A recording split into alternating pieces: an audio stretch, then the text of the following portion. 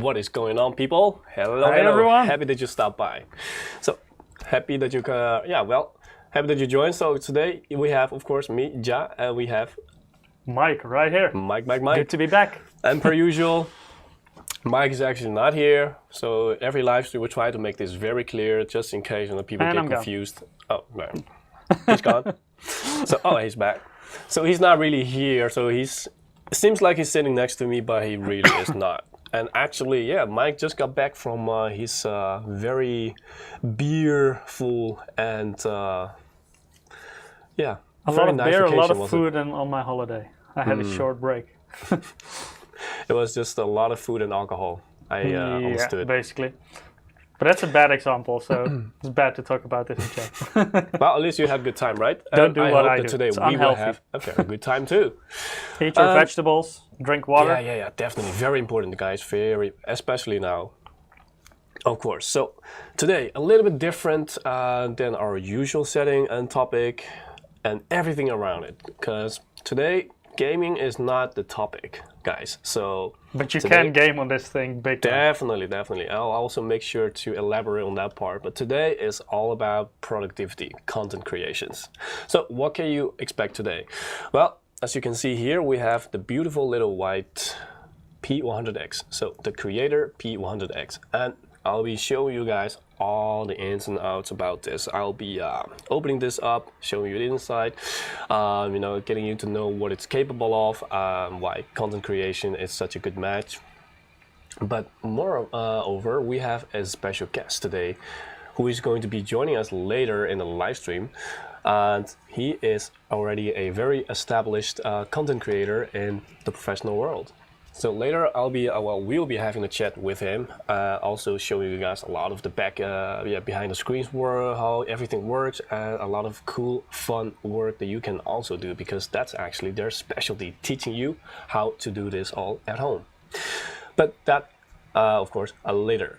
Well, like Mike just said, even though this is a productivity content creations PC, well, you can still game on it. So, and I think in every productivity, in every content creator, there's still something in you that, that's still going to be wanting something that gaming is going to, provide you in his Steam store. Of course, so we also have the Steam giveaway today too. So we have a couple of them lined up. And if you want to participate in the $20 Steam wallet code, just make sure to go to msi.com/2/insider. And the more actions you perform, the more chances you have at winning. And if you didn't win on the first try, don't worry, we have more draws throughout the stream, so you'll still be in the drawing pool. See, we have our winner from the PC giveaway a couple of weeks back in the chat, Edwin K. And I already see some other jealous people in chat. Hello, Edwin. Yeah, I guess people do actually pay attention in the chat, because Ironbox is also here. Once again, good to see you too. Yeah, people do actually pay attention, because last week I also noticed that people were, kind of recognizing Edwin for winning the Infinite X. So it's kind of fun to see. So yeah, guys, per usual, if you have any questions, drop them in the chat. We're trying our best to scan everything that you say, and well, if you have a question, if we have time for it, we'll of course try to answer your question if it's relevant. I mean, if you're gonna ask about the weather, we're probably not going to get into it. All right? I will comment on it. It's nice weather currently, yeah, but in the evening I can't control Mike, but I'm speaking for myself. Okay, then I will take those questions. All right, guys. So let's get started. All right, so today a little bit different. I'm not going to bore you, with some PowerPoint already, because I'm going to dive right into this. As you can see here, it's still kind of brand new. It looks a little bit packed and a little bit, peely, and that's because it's still brand new, wrapped up in the protective foil. So of course, guys, what are we going to start with? The peeling process, We're right? basically becoming an, how do you call it? ASMR or something? The audio I'll try to make sure my microphone is really close to the peeling process, so you can hear every step along the way. So let's just start at the top, because why not? Peeling with MSI.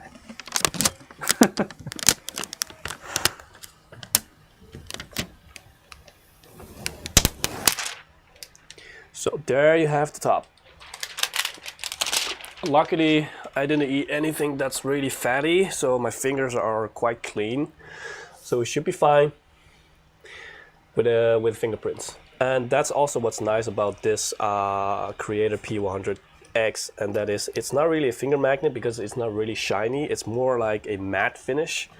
So even if you like kind of touch your PC a lot, I don't know why, but you know, you could.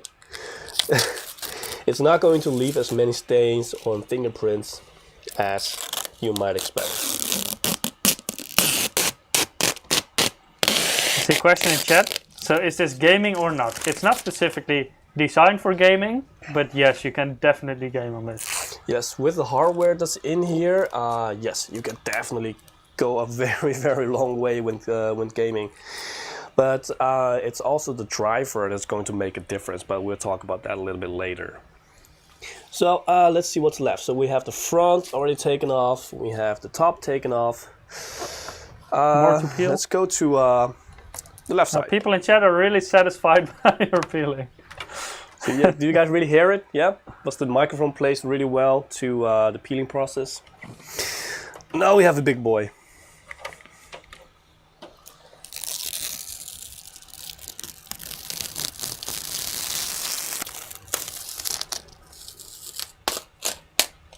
Almost there. No, last week I had the idea of maybe next time we should invite one of the viewers to the studio when we are unboxing or unwrapping a new product, so that he can do the honor, or she. I will join. Assassin OTL is asking, are they taking questions from Twitch chat or YouTube chat? Both. We can see the chat from YouTube, from Twitch, from now it's still Mixer. It's still online, right? Barely, but it's still there, I believe. We can also read chat from Periscope. Alright, I believe I have gotten every little protective foil. I noticed that it went to sleep, kind of, so I turned it on again. What you will notice is that for the outside, the aesthetic is here. Of course, I mean, we're not barbarians. Of course, it has RGB, right? But since it's so light in the studio, it's kind of a little bit hard to show the RGB part. I see a good question in chat. Is it available only in the white color? No. If you will, Mike, switching back to the main view, we also have a black version. So you can have the matte black finish or the matte white finish. Will there be a pink version? Exactly. All right, now going back to the aesthetics on the outside. So on the front side, we have from the top to bottom, well, let's say a LED strip. That's of course our Mystic light. So from the bottom all the way to, from the top all the way to the bottom part here. So I can show you here. You can see. Right now it's on a breathing effect, so that's why it keeps it disappearing and reappearing again. Later I can show you how you can adapt this to any way you want. And as to the side panel, if you're familiar with our previous generation P100, it looks really similar, that's true. Because, well, there was absolutely nothing wrong with the casing. People really loved it, it was well received, so we kind of kept the same casing. But one big thing that we did change is the, let's see here, the rubber feet underneath. Because obviously the 10900K, because that's what's inside this one right here, is hotter than the 9900K. So in order to give the PC more breathing room, because it's going to be producing a little bit more heat, we have heightened the desktop. So that's why the rubber underneath is thicker when you compare this to the last generation P100.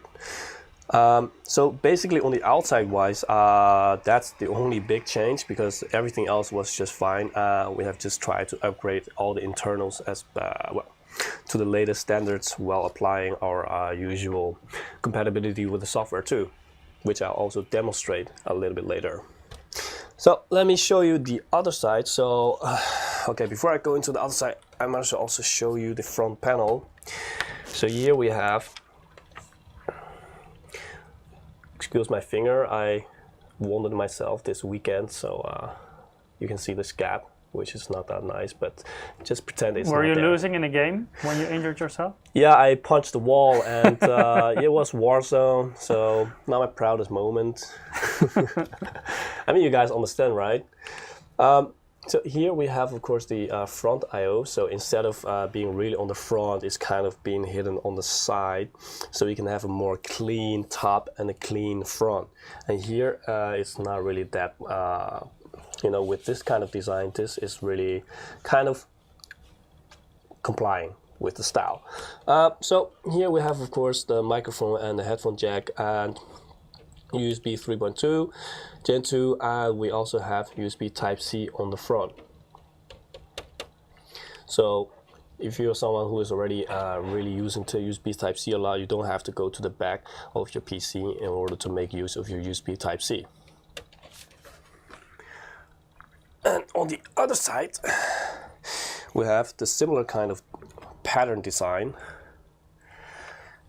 and this is also where well, I'll be opening first to show you guys the internal. So now that you've seen the externals, on the back side, well, since I already have a lot of cables plugged in, I'm gonna try to my best to show you guys what's on the back. Not that interesting. So in the meanwhile, as well, I'm really busy focusing on the product. I'm not really reading the chat, so I hope Mike is helping me out with that part. So if there's any questions, then I think Mike will scream to me. I see many people responding to what they think about it.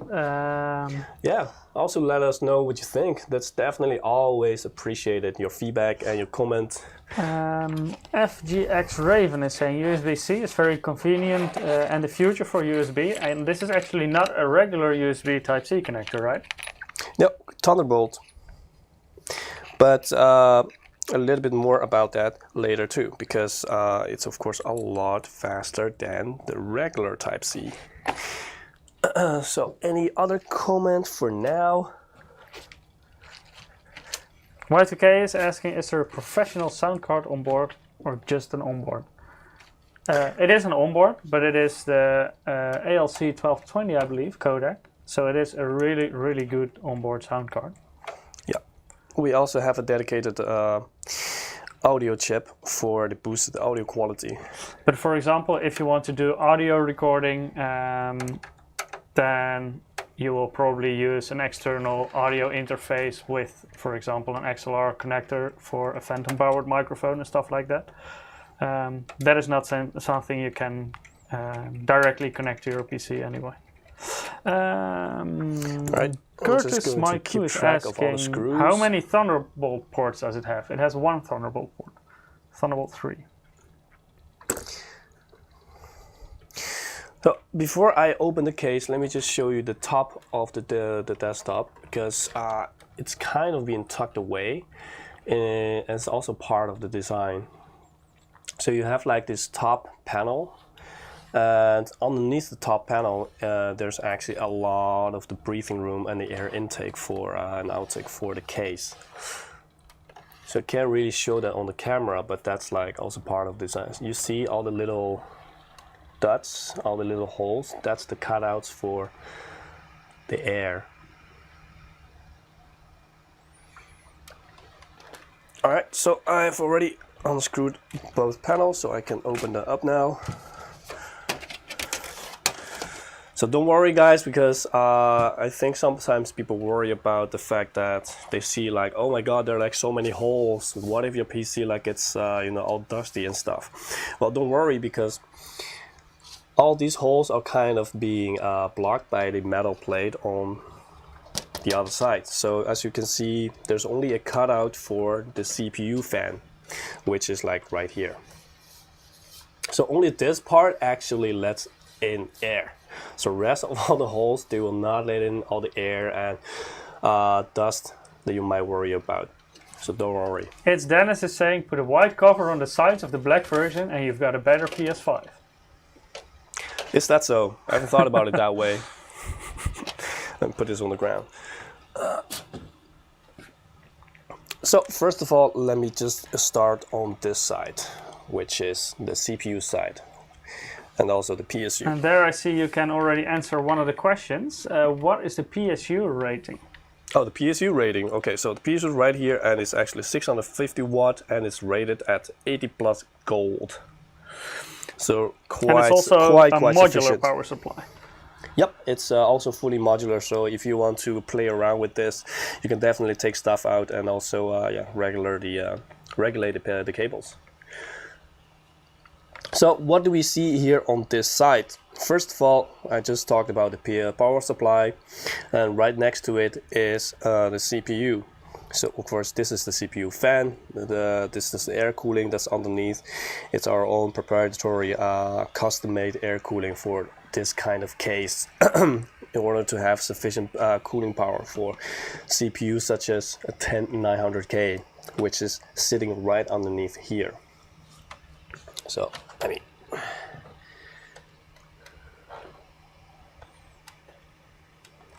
so, and then on top of here, we have two 2.5 inch, well, let's say SSD or HDD base. Right now, they're being filled with 2 times the 2 terabyte HDDs. So you can see they're both connected. And if you want to take them out, it's really easy. You just have to unscrew them and then just swap out the case, the discs, and that's it. Just plug in the new ones. So what I'm also trying to say here is that we're kind of trying to make the upgrading process for you as easy as possible. So as you can see, the moment you unscrewed or open the case, the side panel, you can already like switch out 2 of the main components, which you'll probably use a lot if you're really into productivity and content creations. So I don't have to tell you that all the files, all the render files and all the video files can take up a lot of spaces, especially nowadays with 4K and even 8K. So yeah, it's really easy to swap out the drives, and you can even untie, of course, for later purposes. So if you feel like in a few years you need to swap out stuff and you know what you're doing, you can still even take out the fans here and the cooling, which is all quite feasible and reachable. And so I don't know what you think about the cable management, but I think it's really good. It's not really in the way for closing up the case at all. So yeah. Just gonna interrupt you with some questions. People are already asking where is the GPU, and also if the GPU can be upgraded with future models. It doesn't have GPU. I'm just kidding. So let me show you the other side, because since you're wondering about the GPU, so on the other side is the same case with the side panels. So no worries, there's not going to be, well, there will not be extra dust and stuff getting in your case, because not all the holes that you see here are actually, well, yeah, like this you can see there are cutouts. So here we have, here we have the first cutout, and here we have the second cutout. This is for the GPU, and this one is for the PSU to breathe. Oh, here. It's hard to move in mirror side. Let me put this on the ground too. So voila. I also see people asking what is the speed of the memory, the DDR4. DDR4 is rated at 2933. So here we have the GPU. That's your answer. So here on this side, we have all the CPU, PSU, and 2.5 inch drives. And here we have the back side of the motherboard, and of course right now you also see the back side of the PSU. And here we have the GPU, which has a lot of space left. So yeah, so somebody was asking if he can, upgrade the GPU, right? So as you can see, even if you go for an even more powerful one in the future, if you feel like 2080 Super is not up to your standard anymore, you have the choice to upgrade, so even to a bigger sized GPU. As you can see, there's still plenty of room left. So in length, in height, So yeah, and it's really easy to just swap out the GPU because it's really easy to unclick the bottom part, I mean the top part, and then after that you just have to yeah, unscrew the GPU, take it out, and then swap in the new one. We have actually done a very similar, or shall I say dedicated video in which I showed how you can upgrade our small form factor desktops, in which I showed exactly these kind of steps. So you know how I you see can. a question in chat why the fan in the power supply is not spinning at the moment. Oh my god, is it broken? No. This is because right now the PC is kind of in its idle mode. So it's not really working hard at all, so it doesn't really draw that much power. In turn, that means the PSU doesn't have to deliver a lot of power, which means it doesn't have to produce a lot of heat, which means the CPU, well, not the CPU, but the PSU fan will in this case stop spinning because it's not necessary. And you can this way also make sure that your PC is even more silent. So later, if we start to really push the PC, you'll see the spinning because that's what it does. If it doesn't work, I mean, if the PC doesn't really work that hard, there's no need for it to spin. I see a question about the spacing for the GPU. If it has enough space for 2.5 slots, so slightly thicker graphics cards. Yeah, you do, because right now this one is already taken up almost 3 slots, so this is already like bigger than 2 slots the GPU. So yeah, you do. So yeah, you have plenty of clearance for the GPU. So unless you have like a really thick, let's say, cooling cover, like this kind of, oh, that's my finger. So unless you have a really thick cooling cover to this part, if this part is really thick, that's like unnecessarily thick, then that might be a different case, but that usually doesn't really happen. So you have plenty of room left for your upgrade, even if it's like a 2.5 inch. I see a question, can we fit a 2080 Ti Gaming X Trio? I'm not sure about that one, because that one is really long. Yeah, because I, first of all, don't have the specifics of that card, the dimensions, and secondly, yeah, I really have to try it out, and I have no idea, to be honest, so I'm not sure if you can fit for now. All triple fan models. So our question, is air cooling sufficient for this device? Yes, definitely. Yep. Later, I'll also show you some temperatures when we push this PC to its max to show you guys that you know, despite this small form factor case and just how thin it actually is, because you see this is my hand, that the air cooling in here is more than sufficient, and that's also because we have separated all the main heat producing units into its own separate chambers. So here we have the separated the PSU and the CPU. On the other side, the GPU has its own chamber for its own heat dissipation and air intake and outtake. So you know, we have done a lot of stuff in order to make sure that aerodynamic wise the case really does its best with cooling. And like I said, also easy to upgrade. So if you want to upgrade your P100X with, for example, an extra M.2 SSD, right here. I see some questions about the M.2 slots, about how many there are and if you can, how accessible they are. So yeah, one you can see on the back of the motherboard, which is very easily accessible, and it's still empty at this point. But that doesn't mean there is no M.2 SSD in here, because that one is on the other side of the motherboard. The other side, yeah, exactly. That one is, of course, not as easily accessible as the one on the back. But there is already an M.2 SSD installed there. Yeah. So if you want to upgrade to a second M.2 SSD, if you want to expand your storage, you just have to open up the side panel on this side, and you can easily screw in a second M.2 SSD. Exactly. So that's why also we have already put in the first M.2 in the other side, of course, because that one is less accessible. So you can easily upgrade the second one whenever you want, just by unscrewing this side panel, and that's it. So yeah, and as for the GPU, I already talked about this, per usual, we always have our GPU vertically integrated. In this case also, it helps us create this kind of small form factor build. I see a question from Edwin K. Can you also fit in an M.2 SATA SSD or only NVMe? I'm not 100% sure about this slot, if it still supports SATA, but at this point, when NVMe SSDs became so much cheaper over the last years, they're actually getting so close in terms of pricing that I would always go for NVMe. Yeah, right there. So the only reason to use a SATA SSD is maybe if you already have one. But in any other situation, I would go for NVMe.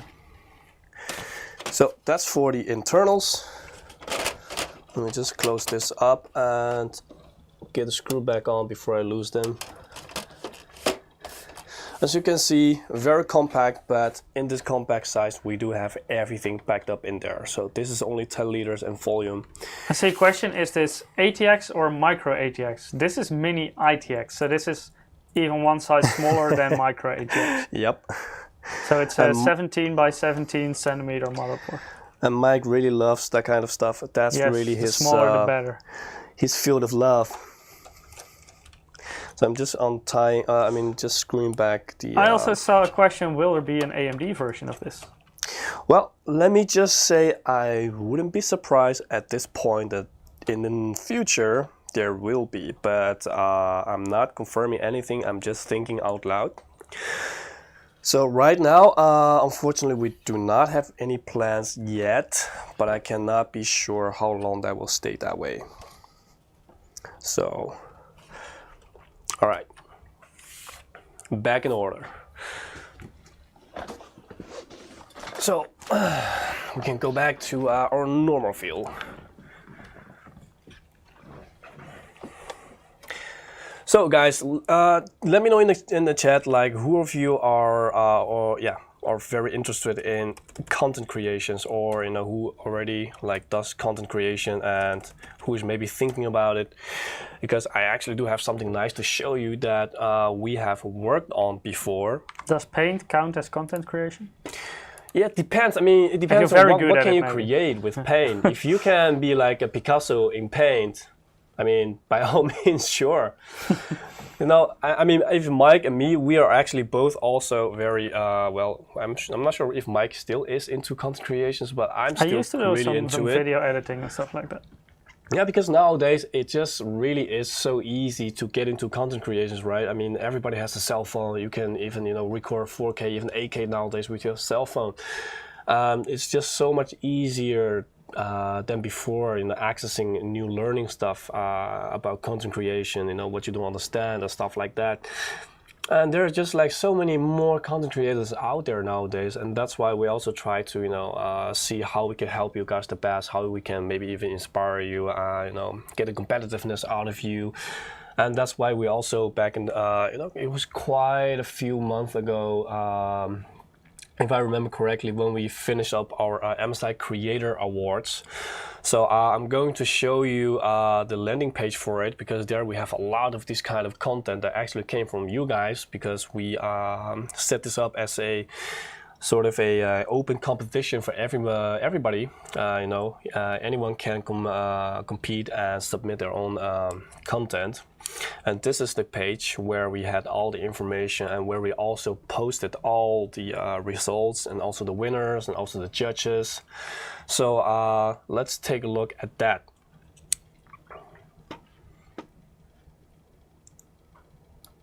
So here we have our MSI Creator Awards landing page, because this was quite a big campaign in which we tried to inspire you guys, because there was actually quite some nice prizes involved in here. I mean, if I had the skills, I would have participated myself, but unfortunately my skills weren't that up to par yet.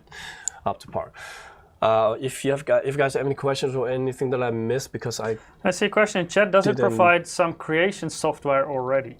Creation software. If you, it does have Creator Center software. Later on we'll demonstrate that.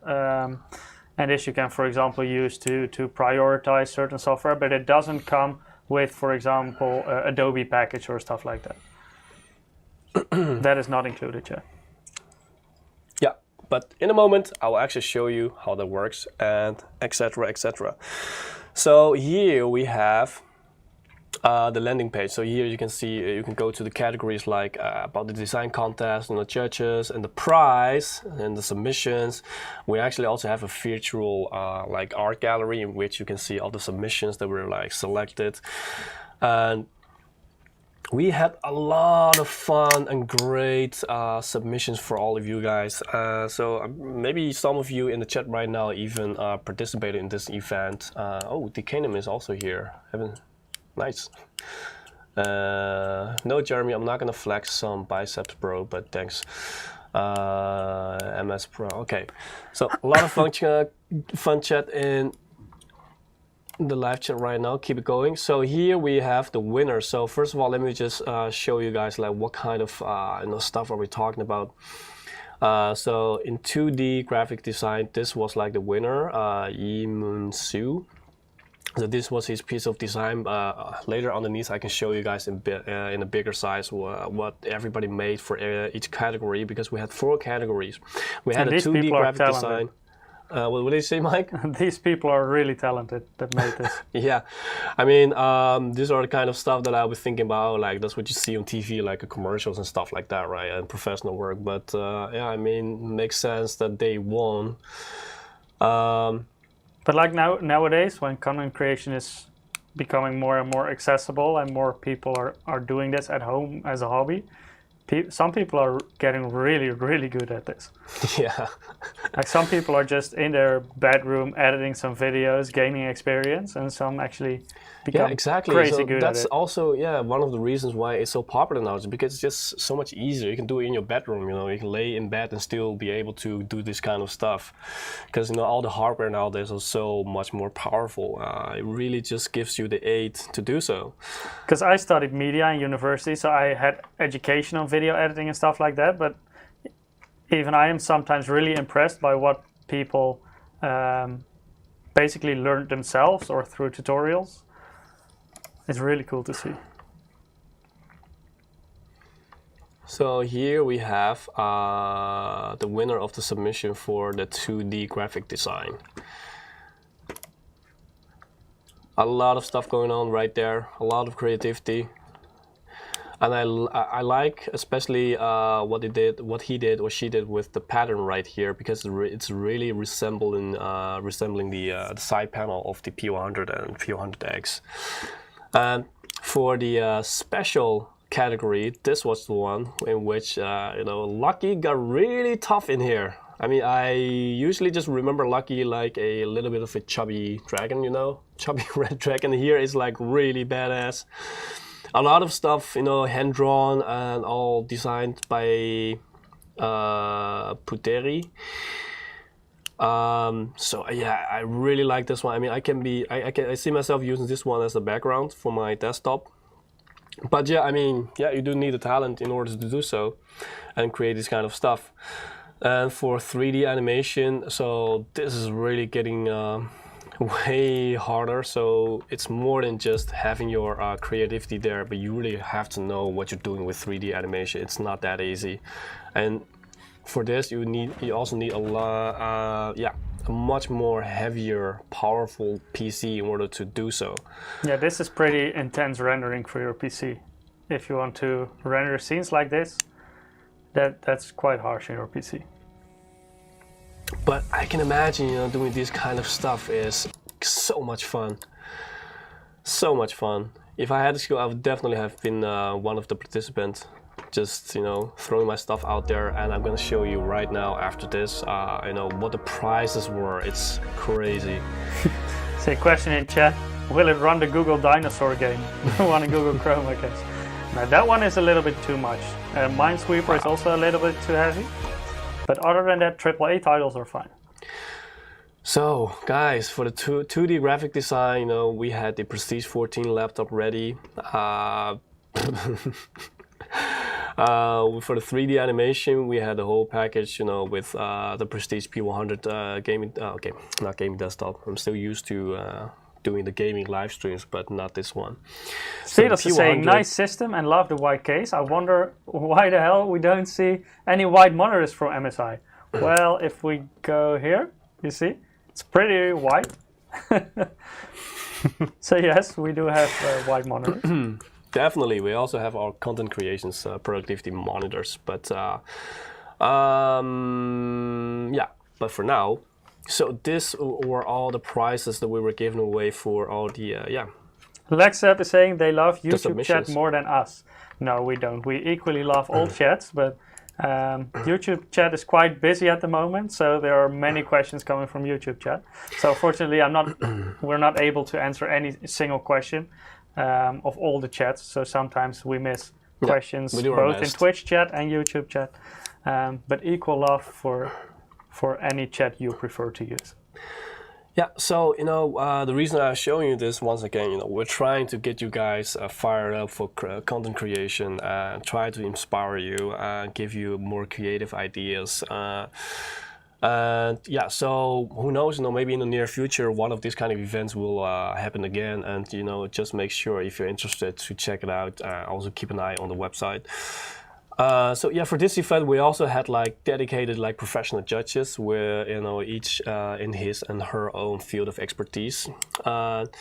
So right after this, I'm actually going to talk to one of the judges, which is Jordy in this case. He's right here. So he is the founder of Cinecom, and he is a film editor and also, let's say, producer, sort of himself.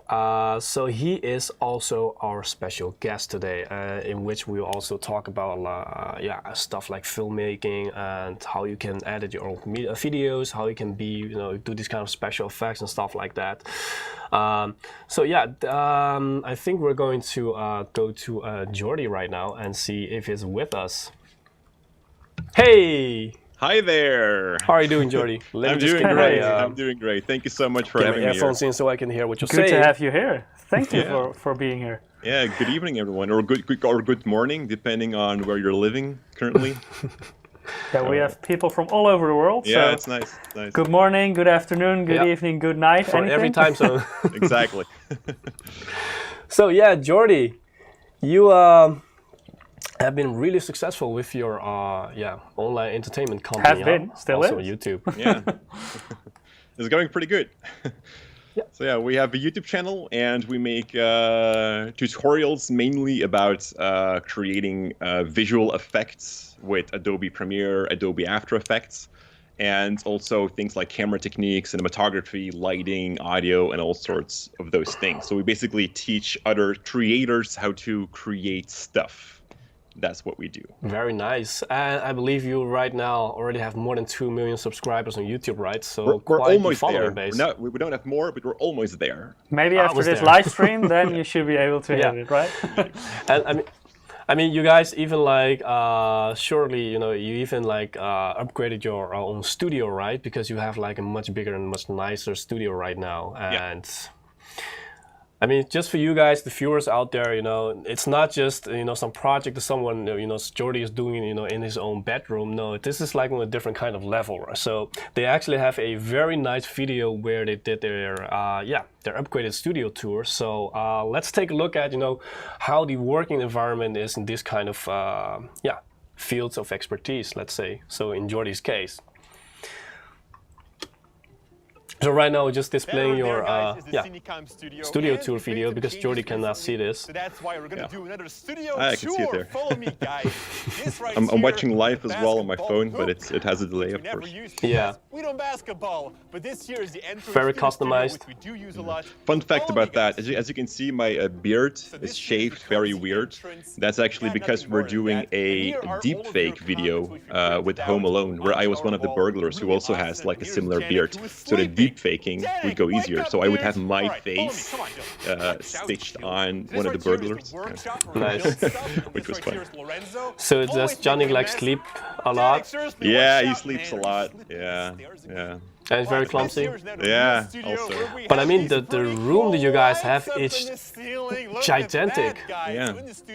We shoot all Well, of our at first episodes it was Copycat Friday in an Tuesday, and empty of course, the industrial Cinebench. hall. And for that, we'll use these slides So right it here. was And challenging. Like at let's first, I just wanted to have tripods, space. and Like of that was course, the thing that I was this game with missing this mostly. pad, really cool. Like Batteries we over had here, to film got outside, gimbals, lenses, but cameras, then and smoke the machine sun would have somewhere. always Follow be me, guys, there. If because it was this is raining, really we couldn't cool. film. We get So our I just own wanted to have space, shower. indoor space. Why is the And shower Yeah, I mean, on? you definitely have space, all yeah, right? you have that now. That's some But in the space you beginning, have we there. were just happy with this industrial hall, and then Lorenzo. over time it evolved into a film studio now, because we have, because you can see here, it's a little bit late, like we have a toilet, we got a bathroom here, we got a shower, we got editing rooms upstairs, we have lights, trusses on the ceiling, so it's a fully functional film studio, and it's really fun to work here. That's really nice. I mean, it's kind of like living the dream, huh? Doing stuff that you love and then really even be able to have these kind of spaces all for yourself.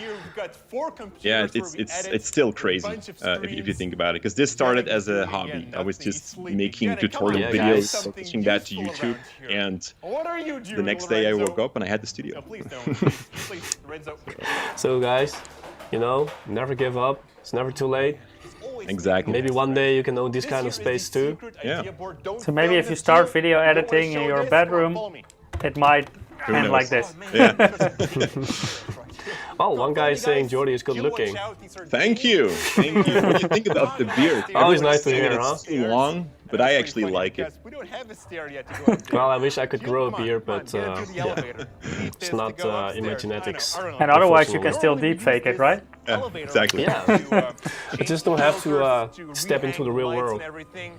But now we're using it to go upstairs to the brand new I mean, you studio. even have We're still more kinda working in spaces that like studio, so it's upstairs, also a little bit of a mess right there. and you have But, your own let's machine have a to look at act it. like a This right stair here or is the new elevator, studio. more Yeah, like. it's to change the And, lights as well on the ceiling. Actually, the space is getting too small. That's why we built an extra studio there. Because one thing is that with every video we create sets to make a tutorial with. So we need props and everything, but I don't like throwing away stuff. So if we have to buy like a couch or anything for a specific video, I like to keep that couch. So we're just storing everything into this junk room, into the storage room. But now the space is getting too small because of that as well. I would like to have like an additional industrial hall where we can just put all of our junk in. It would be Wow, really... this is too small. Yeah, it actually is. I mean, different kind of standards, right? Yeah, but you know, I think if you would get a larger space, it's big in the beginning, and you work in that space, and you evolve, and eventually it gets too small as well. I think that's with anything. It also works like that with houses. Like, I have a bigger house now, but you basically create a bigger mess there. Yeah, exactly. You will fill it up. It doesn't matter how big it is, you will fill it up. Yeah, exactly. That's always the thing, huh? So yeah, let's talk about like your company. So Cinecom. So you're like the founder of Cinecom, right? Yeah, exactly. Like how did you get started? Like what sparked you to do this? Yeah, so it actually, back in the day, I used to make skateboarding videos, and Very specific. yeah, because I was a skateboarder and I love to film that. I love to capture that. But back in the day, I mean, we're talking about like these cassettes. So I had to figure out a way to get that onto a computer, which was super hard to do. And when I had that figured out, I was editing in Movie Maker to do all of that. But I was so intrigued by how to do all of that, because back then it was still pretty new to make and edit videos. So one thing led to another, and suddenly I discovered Adobe Premiere Pro. And Because what time span are we talking? When did you start? That was like 15 years ago or something, or longer. That was like pre-YouTube time, because I remember that when I started that's with like dinosaur time. exactly. Hey, chat, do you still remember that time without YouTube? Yeah, it's weird. Like nowadays, when we need to look up something, we open YouTube and we search for something. But there was a time when we didn't have that. You know, we had to. And we want to learn something. You go into YouTube, how to do this and this.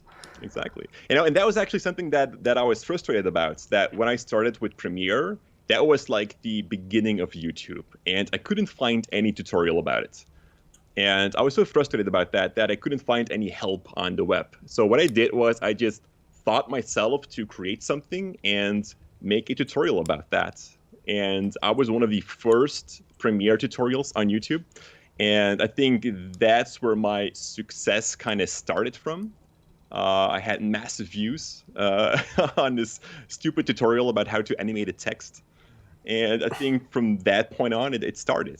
So do you still remember like from what year or what date was that video? What you started with? 2008 or something, 2007. 2008. Yeah, it was in the beginning days of YouTube somewhere. Wow. So basically you became kind of a teacher. Yeah, exactly. I actually wanted to become a teacher as a child. And now you're like a macro level teacher, basically. Yeah. Got a little bit out of hand, but yeah, it is. Yeah. you still achieved it. Yeah, exactly. Yeah, no, Right. that's actually what I love. Like, I love figuring things out and then sharing that with the world. And Sharing knowledge and explaining things. Yeah, exactly. That's where my passion is at. It's not specifically at filmmaking. I mean, I love filmmaking, but I think my biggest passion is teaching. Cool. All right. After this conversation or this live stream, I'm going to make sure you teach me some stuff. All right. I'm very interested. Sounds great. just go to YouTube and search for Cinecom. I saw a question in chat. What's his YouTube channel? Now you know.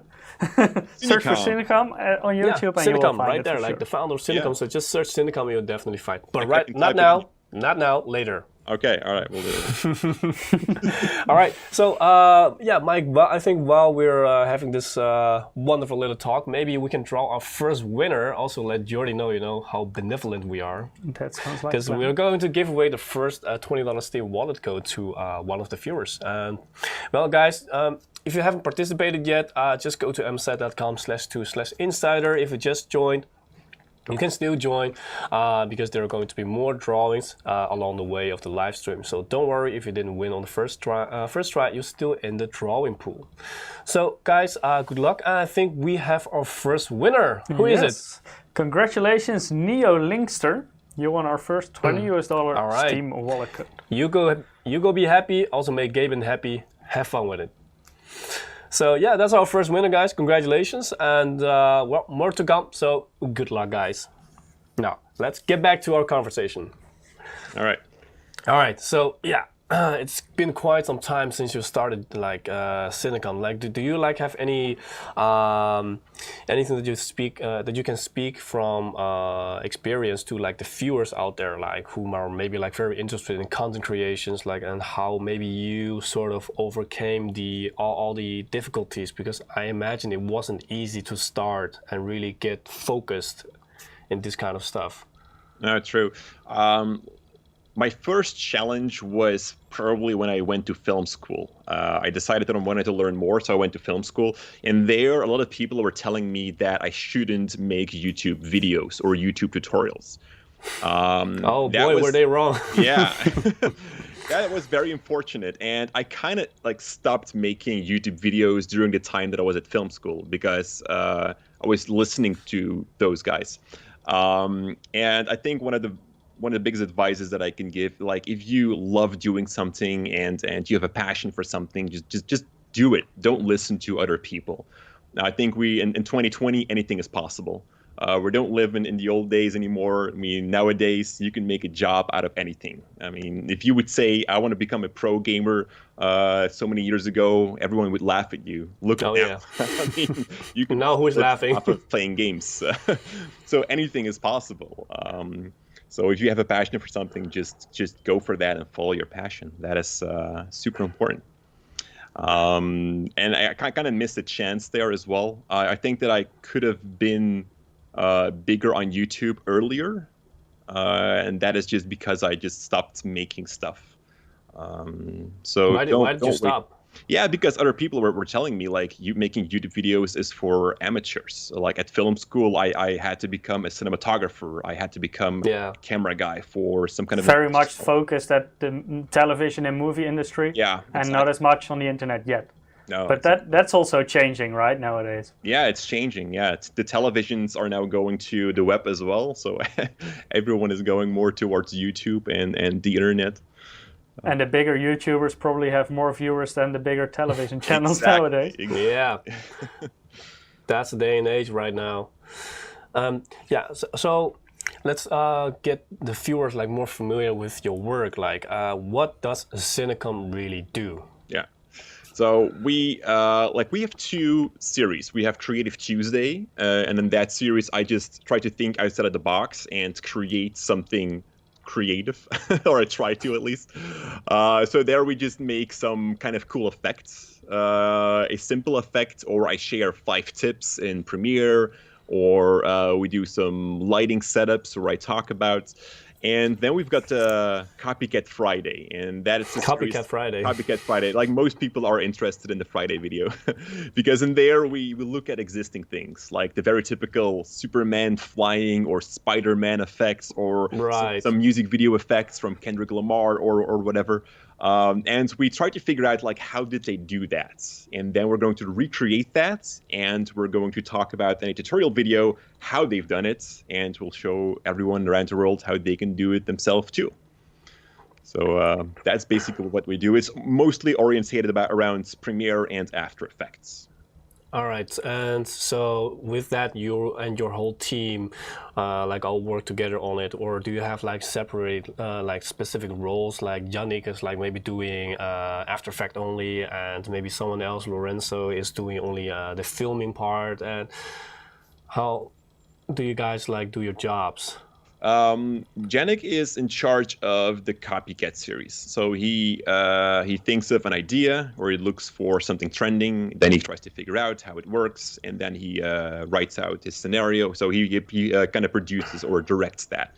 And I do the Creative Tuesdays. But we all help each other. There's not really like a specific role, because we're still like a small company. We're a small team.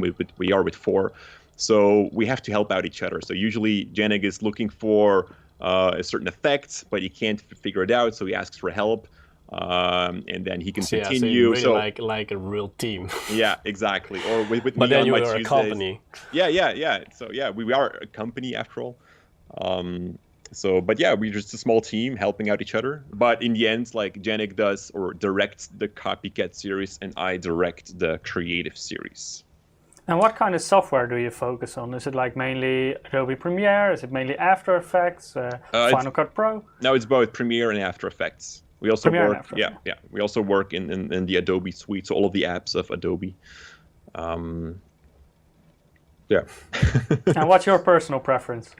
Premiere or After Effects? They're both different. They're not the same programs. So Premiere is used for video editing. So you just cut and slice your videos. You bring everything together. You can do some sound mixing in there. You can do some basic transitions and all of that. And then After Effects is used for compositing and visual effects. Like for example, if you want to do that typical Superman lift off, it's easier to do that inside After Effects. Like make that one specific visual effect, but it's not used for like cutting and slide. It's like the Photoshop of video, After Effects. And what do you like most to do? Like what part of the video editing? I would say more editing itself. Because I'm not the kind of person who can sit hours behind on working on one frame, like Jenny can, my colleague. He can like masking. Somebody has to, huh? Yeah, exactly. And After Effects can get pretty intense in very few frames. It can take a lot of work to get certain effects right. Yeah, exactly. Like, for example, masking. That's one of the things that is done the most. And masking is basically you cut out someone or an object. And then frame by frame, you have to make sure that that cutout or that mask follows the movement of that object. Like in Hollywood, they probably have like an entire team of 50 people doing that. And here we have Yannick working on 5 seconds of video footage for 2 days or something. When I was in university, I also had to do something for school, and I wanted to have like an image where you look from a person's view waking up. So I wanted to have like a realistic blinking effect, basically, like when you're waking up in the morning. And it was so hard to do. I think it took me like 2 weeks or something to get it right. But I wanted to have it realistic with the blur and stuff, so you don't see sharp directly when you wake up. And it took me so much time, but it was totally worth it when it was finally finished. It feels so good when you're done, but then you look at the clock and then, well, Mike, why have we never seen that footage? I can look it up for you. I think I still have it somewhere. I think it's about time you dug it out. Boy, that took a hell of a lot of time. So yeah, it is fun to do, but indeed those special effects, it takes so long to do. Oh, and Gerard and Dekinam, thank you very much for your kind comments. We like you too. Yeah, all right. So Jordy. So all in all, like it just comes down to you guys make some awesome stuff. And I think I have the perfect video right here of what you guys do. A little bit of a compilation film of what kind of awesome stuff did you guys do behind, the camera and behind the computer. So let's take a look for you guys also to see exactly what we're talking about. So there we have a Superman takeoff. Don't do this at home, guys.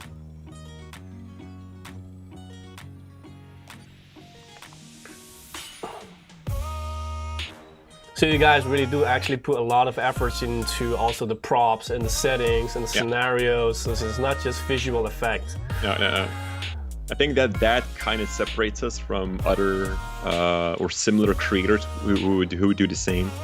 That we like create a set entirely. It's also good to see you guys also have like humor. Yeah, of course. I mean, learning has to be fun. That's definitely true. Yeah.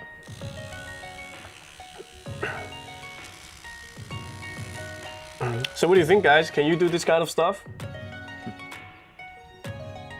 So I think that was like one of the Avengers scene. That's like Happy Friday idea, I think. Yeah, exactly. Where you dissolve. Yeah, exactly, yeah. A lot of these effects also are inspired by music videos. Like sometimes you would see something weird, but then it's usually from a music video somewhere. Yeah, I understood why you were mentioning Kendrick Lamar, because he usually have like very weirdly composed and with effects, these kind of videos, yeah. We actually did a few of them. One very iconic where Janik would sing through the ground, which was inspired by Kendrick Lamar. And what we always try and do is to make it accessible. Like, I think that our tutorials are not that advanced or not that hard. We always try to figure out a way to do it either practical or with simple masking, simple editing techniques. I think if you think outside of the box, you can already create some pretty cool things without having to... I can definitely see that. Yeah. And one of our, let's say, our videographer and editor, it's saying in the chat that he has actually seen some of your tutorials. Oh, cool. I also see a comment in chat, whoa, Hollywood level special effects. Yeah. Thanks. Can you imagine your life and your work without green screen? No. Well, actually, next week we're gonna put out a video about a new tool in After Effects. There's a rotor brush tool, like a version 2. And it actually makes, you can actually do kind of like green keyings without a green screen, which is pretty cool. And we've Sounds been testing very complicated. Yeah, no, actually not. It's super easy. And we've been trying that today, like where we had Jill just stand in front of trees, which is very hard. I mean, you can't key it out. We've got a sky, we've got some people walking in the details back. everywhere. Yeah. Details everywhere, and you just click with that tool and it works. It's still on beta. You just click and it works. You click and it works. It sounds really simple. Yeah, it is. So yeah, we're gonna put out a video about that next week somewhere. Cool. So yeah, guys. So I guess this kind of stuff is what you can find with the Cinecom. When you're trying to do this kind of stuff for yourself, especially in this kind of field is really where the P100X really excels with its CPU and a massive memory. But we have seen a lot of the stuff that you guys do. We know what you guys do, and maybe now we should get into how do you guys do it, and generally with content creations. Like, how do you guys usually come up with this kind of ideas? Like, do you guys have like every week like some sort of brainstorm session where you guys? Do you get drunk all together and then drink a lot of beer and just be like, hey, that sounds awesome, and be like, yeah. Yeah, exactly. No. Oh, exactly. Bang on. Well, for the copycats, it's fairly easy because you have to look at other creations. We just look at the trending page on YouTube and see which music videos are trending, or we take a look at films that are new on Netflix or in the cinema. For Creative Tuesday, what I usually do is literally I stare at the ceiling and I just try to think. but we don't have like creative meetings or anything. Usually I think in the weekends about an idea. Or also I get my ideas from other creators sometimes. Like there are some on Instagram, you would see some really creative people sometimes just making small videos, and you can take some techniques very out of short there. videos. Yeah. So, but usually it's just like just thinking, what can we do with a software or with a camera?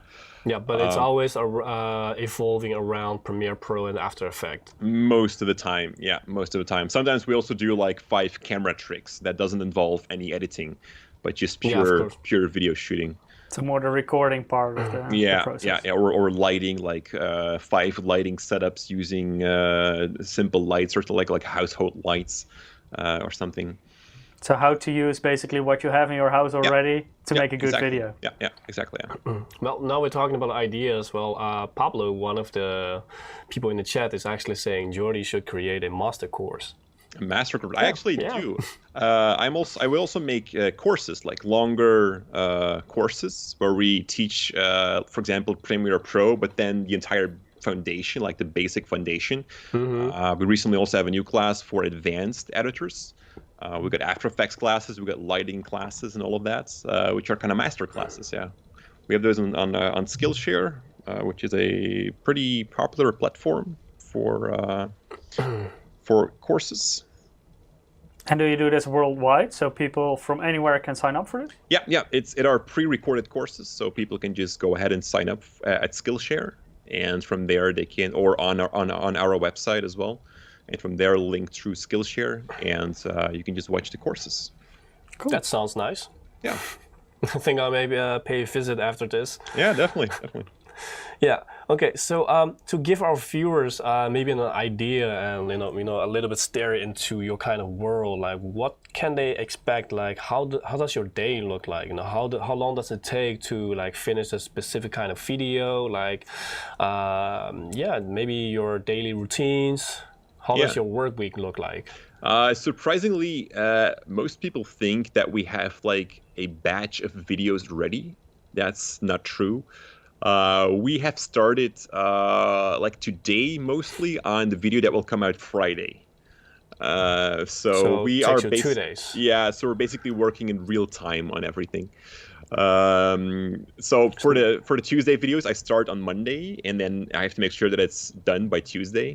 And the Friday video usually starts to develop somewhere Monday, Tuesday, and then on Wednesday, Janik and Lorenzo mostly, they really start to work it out more. So how long are your working days? It used to be pretty long, but we have found like a workflow now, and it's just from 8 to 4, and it goes pretty well. So we have normal work days. Those sometimes, are very of course, normal work days, and sometimes it is longer. When Premiere starts to crash, which happens. Then the desktop flies out of the window. Yeah, exactly. Then like for example, last week we had the video done, but then the Premiere was starting to act funny. That's something known. Premiere doesn't always collaborate with us. Sounds like fun. Yeah. So we had some render issues. Like we couldn't render. Every time we would render out the video, we'd get an error message. And it wasn't the computer, because we had this on 5 different PCs all at the same time. All of them had that error. So it's a Premiere thing. It's a software issue. So we had to try various different things to get it rendered out, and I think it was like 9 o'clock or something when we got home. So it happens sometimes, of course. Well, we actually have a question in the chat for you. Somebody, Y2K, was asking, what is the best program for a beginner to edit video with? The thing is that I always think that the program is not that important, because even with the super simple things, like there are even apps on your phone, free editing apps, which allows you to create some very cool things. But to give you a better answer than that, if you are really just getting started, I would say look at Movie Maker, if that still exists. I started with Windows Movie Maker. Isn't that like in Windows XP or Yeah. Windows 7 time XP? and, I think and even? XP, yeah. Yeah, that's a long time ago. Yeah, I'm not sure if it still I exists. remember using them. I'm not But- sure but it's either if free. it's still a thing. So it's great. For like a step up, there are things like Filmora, Pinnacle Studio, Sony Vegas. You also have Premiere Elements, which is like an intermediate software to get started with. Like those softwares. And then, of course, you jump into Premiere or DaVinci Resolve. That is also a professional program, but it is the great thing about that is that they have a free light version for Dissolve. So if you're afraid to purchase into a software that might be too complicated, just download DaVinci Resolve. It's for free, and you can figure out yourself if it's too complicated or not, and without losing money. All right, thanks for the tip. So yeah, Y2K, there you have it. Hope you listened. So getting more into the specific kind of work that you do. So like you said earlier, mainly for like tutorials, right? Yeah. So is that like also mainly where most of your time really sits, like making tutorial videos, or does making that kind of video actually it's not that long actually, because a lot of the time other stuff will take even much longer, to edit, to film. So it's Yeah. really cool. So it starts from an idea, and we first had to test that idea. So we go into the studio, we take a few shots, and we test to see if the idea works.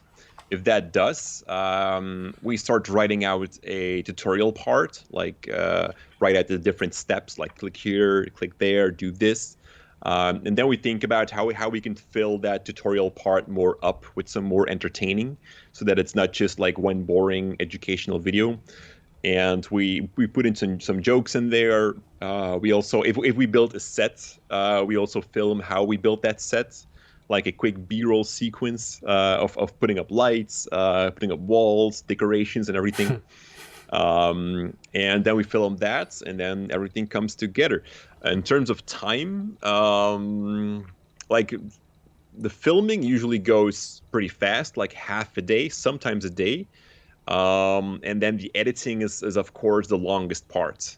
Editing takes a lot of time, and definitely if it's an intensive visual effect that we're trying to recreate, it could take multiple days sometimes to get that done. But then we have like one person working on that effect who is working for multiple days on it. Someone else is doing the editing of setting up the studio, the set, and someone else is doing the screencasts for the tutorial.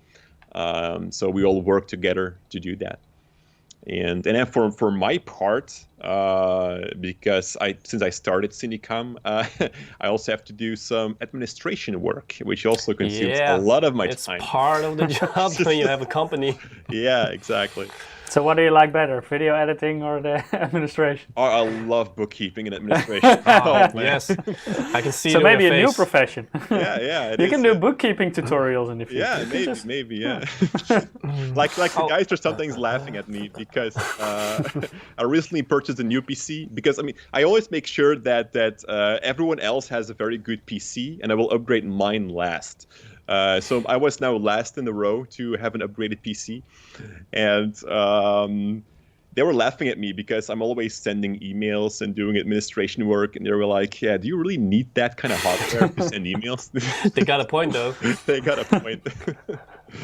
By the way, our chat looked it up, and Windows Movie Maker disappeared in 2018. Oh, that's too bad. Oh, So it doesn't exist anymore, unfortunately. That's unfortunate. Richard is also asking, what kind of camera are we using to stream, and is the RTX 2080 capable of streaming and playing at the same time? Well, we are using the Lumix GH5 to stream this right now. That's what you're looking at. And well, it's not just you know, having the RTX 2080 and that's enough, because you also need a very capable CPU in order to do the processing work. It depends a bit. With the RTX graphics card, you also have the NV encoder, so NVENC, and that one is actually very capable in the new Turing graphics cards. So you could do the encoding through NVENC, and then the performance hit you get while gaming is very limited. So yeah, in that sense, it's definitely a good card for streaming. Yeah, but just make sure your CPU is not like a bottleneck for the entire system, also where we're gaming too. Yeah, you still will need to run some software in the background, like OBS or Streamlabs OBS, stuff like that, whatever you prefer to use. So yeah, but definitely capable graphics card for streaming. Okay, so to give people, give you guys more and a clearer idea of, you know, what kind of videos that, you know, Cinecom makes and how they kind of looks like. I have one more video, guys, for you to enjoy, to see how their tutorial videos look like. You know, hey, you might actually learn a thing or two right now. Starting off with the first effect, the Harry Potter invisible cloak. Your hair was actually longer here, Jordy. Your hair was actually longer here in this video. Yeah, that's true. It's actually funny because a lot of people in the comments always say that, like, my hair has never been twice the same. Yeah, my hair constantly changes. But I'm that kind of person who I don't like to spend much time in my appearance. So I sometimes just let my hair grow for months. And then when my girlfriend starts to say, like, Jordy, you should really go to the hairdresser now. Okay. And you're like, I can fix that in the edit. No yeah, I worries. can fix that. Yeah, right here we are explaining how to do a Harry Potter invisible cloak effect. So with the green screen, you can have that Harry Potter cloak effect.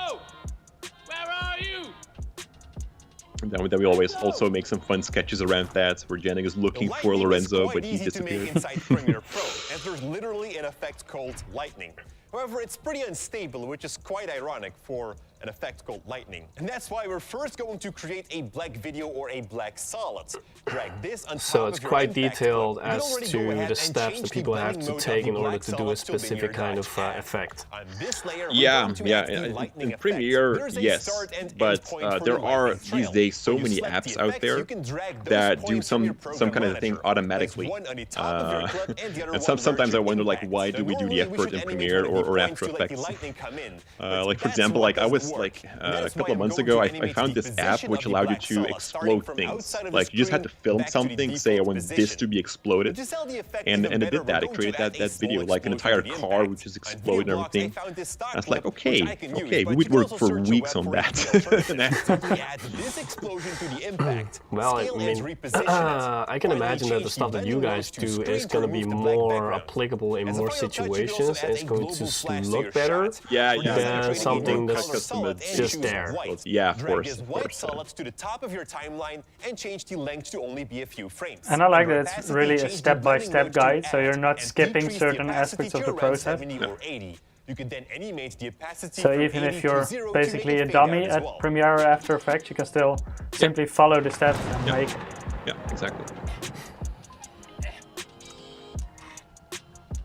First, we are going to remove the mount of Lorenzo. In After Effects, duplicate your layer, freeze frame the duplicate in the beginning, and paint the mount away with the clone stamp tool. Make sure this scene is so uncomfortable to watch. This is the copycat from Eminem's video.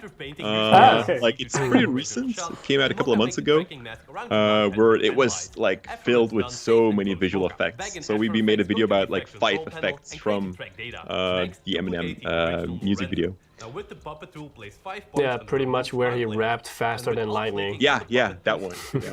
It's really fun. So we also kind of like recreated the look and feel in the sets as well. This scene looks really complicated. It's already like giving me a headache.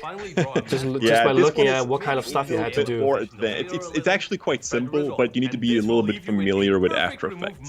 So our course on After Effects for beginners would be perfect.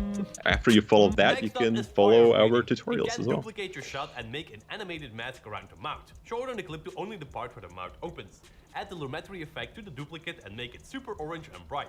Then also add the CC light burst effect and place the I can imagine if you're background. doing Now this kind of motion stuff vector every original day shot. and your Take a PC stock is clip like and just place it lagging over and next to slow, mount. Now link it to it's the gonna front be knob, animate the scale of the really frame so that it comes in and a out pain in the and butt. use these screens. Yeah, exactly. Extra When I touch, started let's give the out, frame some movement. Add the I waveform was effect saving to my the flame money shot. to buy a Increase the PC, wave but it height wasn't to a around great 100, PC. the wave height to And around every time that I had to do 8000, some choose visual the effects direction, work, it set the was wave speed to it was a 1.5, pain. and set the pitch to Oh. right. Yeah, you've been there. Yeah, I've been there. I've been there. Like on film school as well. I had this MacBook Pro, but it just wasn't working. And I'm not a real fan of Mac, but that's a personal preference. We'll go into that. But yeah, I just needed a laptop, and everyone in the film industry or everyone at school was saying you need to have a Mac. So I got a Mac. The brainwashed Mac followers. The same people that told you that you shouldn't make videos on YouTube. Yeah, exactly. So you do have like experience and knowledge in hardware because I believe you have also built PCs before and stuff like that. So you do know like what you're looking for when you're like working on Premiere Pro a lot and stuff. Yeah, exactly. I've actually been to IT school before I went to film school. So I learned. Any other schools that you went to we don't know about? No. Okay. No, it was actually in the secondary, like high school or no, in mid school or whatever. Like we just learned all the basics about PCs, like the hardware, networking, and everything. So. And I was actually super happy that I followed that because right now, running this business, like we have a network infrastructure here, we got servers, we got so many PCs here, and everything needs to work together. And you know that when you're building out this network, you run into so many issues. So I feel so happy that I have a basic knowledge of this so that I can locate the issues and fix them myself without having to call a company or someone to come over every time. So, all right. Nice. So, it sounds like it's definitely something good to know about in your case. I see a question in chat. If you make a video, what microphone are you using? A Studio One podcast microphone? Or what is the best for good sound quality? We use, in the studio, we have a shotgun mic, the Audio Technica something. I don't know what the serial number is. It's specifically for indoor. So that it doesn't capture too much echo around. Right now, I'm actually using the very famous Yeti, the blue Yeti mic, which is great for to get started. It's a very cheap mic. And for when we film the sketches, we usually use like the Sennheiser G3 set, which is a lavalier mic, small mic that you attach. Yeah, that's a bit of the equivalent that we are currently wearing. Yeah, and then it's wireless, so you don't need a sound guy to follow along, which makes it very easy. You don't need to focus about the audio. It's just connected. It's always good. It always captures the voice nicely. It's the most convenient. All right, good. So in your experience with like hardware and PC, like how important do you think, like also, you know, tips for the followers, like how important is really having the right piece of gear to do the kind of work that you want to do, like with Premiere Pro, for example, and After Effects. So in general, like video editing and processing and rendering and stuff like that.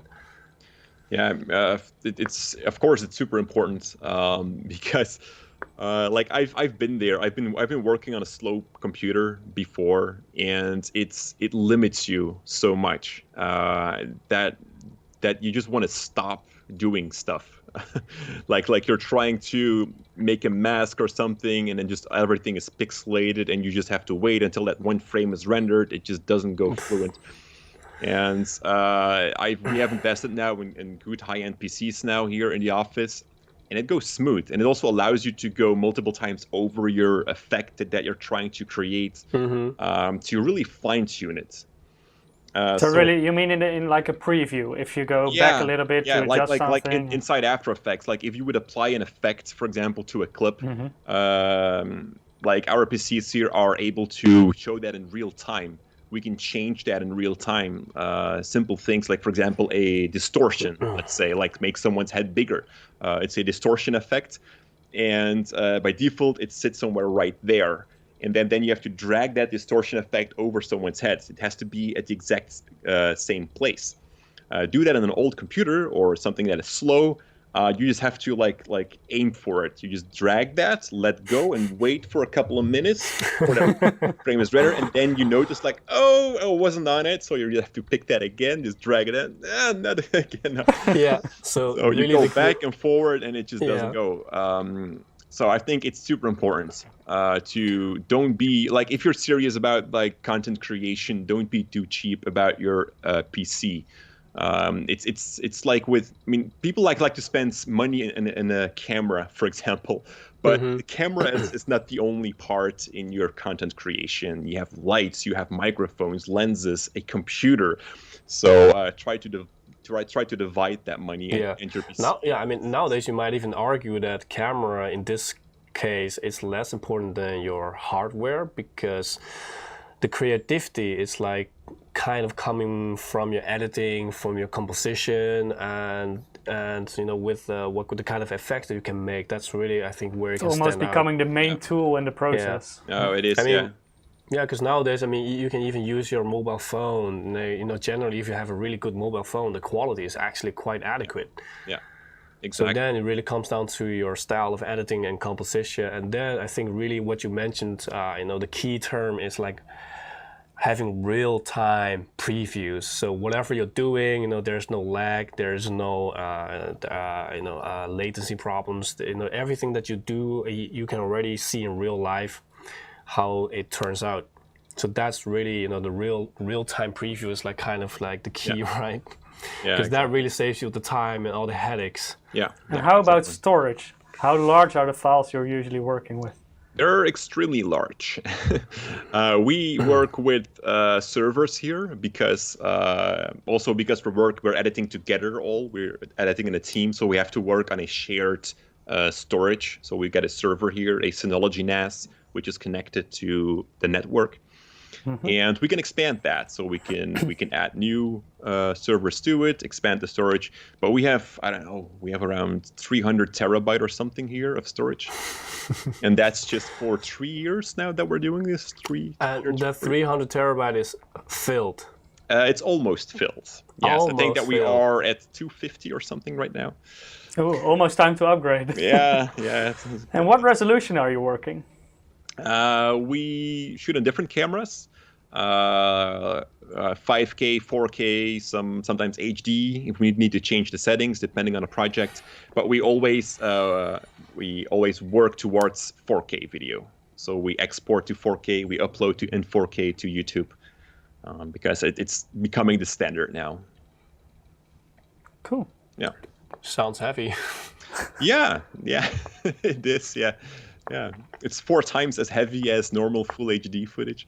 But as a filmmaking channel, I think that we also have to do that in 4K. Basically setting the example. Yeah.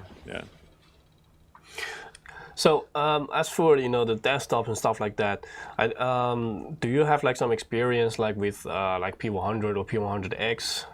Yeah, I do. I actually have a home office as well, and with the P100. And it was quite funny because I was looking for a desktop computer for at home. And I had some computers laying around here, which were enough for at home for sending emails. And I thought, like, I just wanted to have like a new case around it. And I was looking on the web for a nice case, a nice design for on my desk, but I just couldn't find any. Like every case is so gaming. Yeah. And I do like to play games as well myself. But if you have like in your living room, I don't want those RGB lights, so all those colors all over the. But that's how you win games. Yeah. And actually, at that point, MSI contacted me to work together for some YouTube videos, and they sent me that P100, and I was like, that's the one that I need. So I put it on my desk at home, and instead of underneath the desk, it sits on top of the desk because it's part of the living room. It looks nice, and I got the complimentary monitor as well, the Prestige monitor. I got both of them, so it's just nice to have that. I got this white desk with a white PC, a white monitor. It looks good. Well, it's good to see that, as kind of feedback to, because that's actually what we've been trying is to try to have the design match up with people's lifestyles and stuff like that, and the interior designs. Exactly. So yeah, good to hear. Yeah, and that's also one of the reasons why content creation desktops look slightly different from our gaming desktops. Exactly, just like you said. Yeah, I think so. Also, I think when you're working with clients and they come to your editing office and you have like a bunch of editors sitting there with that PC on their desk, it just shows. It shows nice. It shows what you're doing with, it looks nice. So then, do you also work on some content there? Yeah, of course. Yeah, sometimes in the weekends, definitely. I don't. But you also work on the weekends. Yeah, it happens. It sometimes happens, or in evenings. Sometimes it happens. If you're running a business, don't expect to work from 9 to 5. It's not gonna happen. But it's okay. So you said you were working regular days, but then you just add Saturday and Sunday. Yeah. Well, I actually used to work 8 days a week, so it's better now. That's hardcore progress. Yeah. So yeah, but sometimes it's just nice that, for example, I think about something or I forgot something that I don't have to drive all the way back to the studio here. I can just do it at home with that PC because it has some beautiful hardware in it. It is designed for content creation and it works. I can do my stuff in real time on that thing. So real time. In real time. Yeah. And can you also access the servers from home? Yeah. Nice. Yeah, and of course it goes slow, so I need to first download it because it goes over the internet. So I first have to download everything onto the computer and then start editing with it. And in the office you do that real time? Yeah, because we can work in a local network. Yeah. We don't have to go over the internet for our footage. The internet is the bottleneck. Yeah, exactly. Well, that's... Yeah, that was really fun. I mean, I actually learned quite some stuff myself. Yeah, I hope you guys also learned a lot from Jordy from Cinecom. Yeah, I think we really enjoyed the talk with you. Yeah, it's been a pleasure. Yeah, thank you so much for being here. Yeah, thank you so much for inviting me here. Yeah, I mean, guys, if you want to get into video editing and shooting and stuff like that, and you want to know how Premiere works, After Effects, I mean, or if you just want to fiddle around a bit with your vacation video or something, you can apply some cool effects. Surprise your family and your girlfriend and boyfriend. Transform your girlfriend into a dragon. I'm not sure if she will appreciate it, but you can do it with a tutorial. So yeah, I mean, yeah, Jordy, I think we would like to thank you a lot for your time today. We definitely enjoyed our talk. It was a lot of fun and quite some stuff to learn about. Really good. So yeah, we wish you a really great day and a good evening, actually. So thank you very much. Yeah, thank you so much, guys, as well, and everyone who's watching. Thank you so much for being here. And who knows, maybe in the future I'm back, or you can watch me on. I have you on my list. Yeah, because I really want to join your studio there. I mean, once the COVID is over. No, Eindhoven. It's even closer to you. Oh, it's closer. It's closer. Yeah, we live very close. So when Corona times are over, we'll definitely invite you over. Okay, that sounds awesome. That sounds awesome. Until next time, then. Thank you so much. Bye-bye. Take care, guys. Bye. Bye. So, guys, it's never too late to pursue your dream in content creations. As you can see, Jordy too also started, from nothing, and now he has a gigantic work environment all for himself and employees. I mean, Mike, maybe we should think about it, huh? Yeah, we should start a YouTube career. We're basically doing that.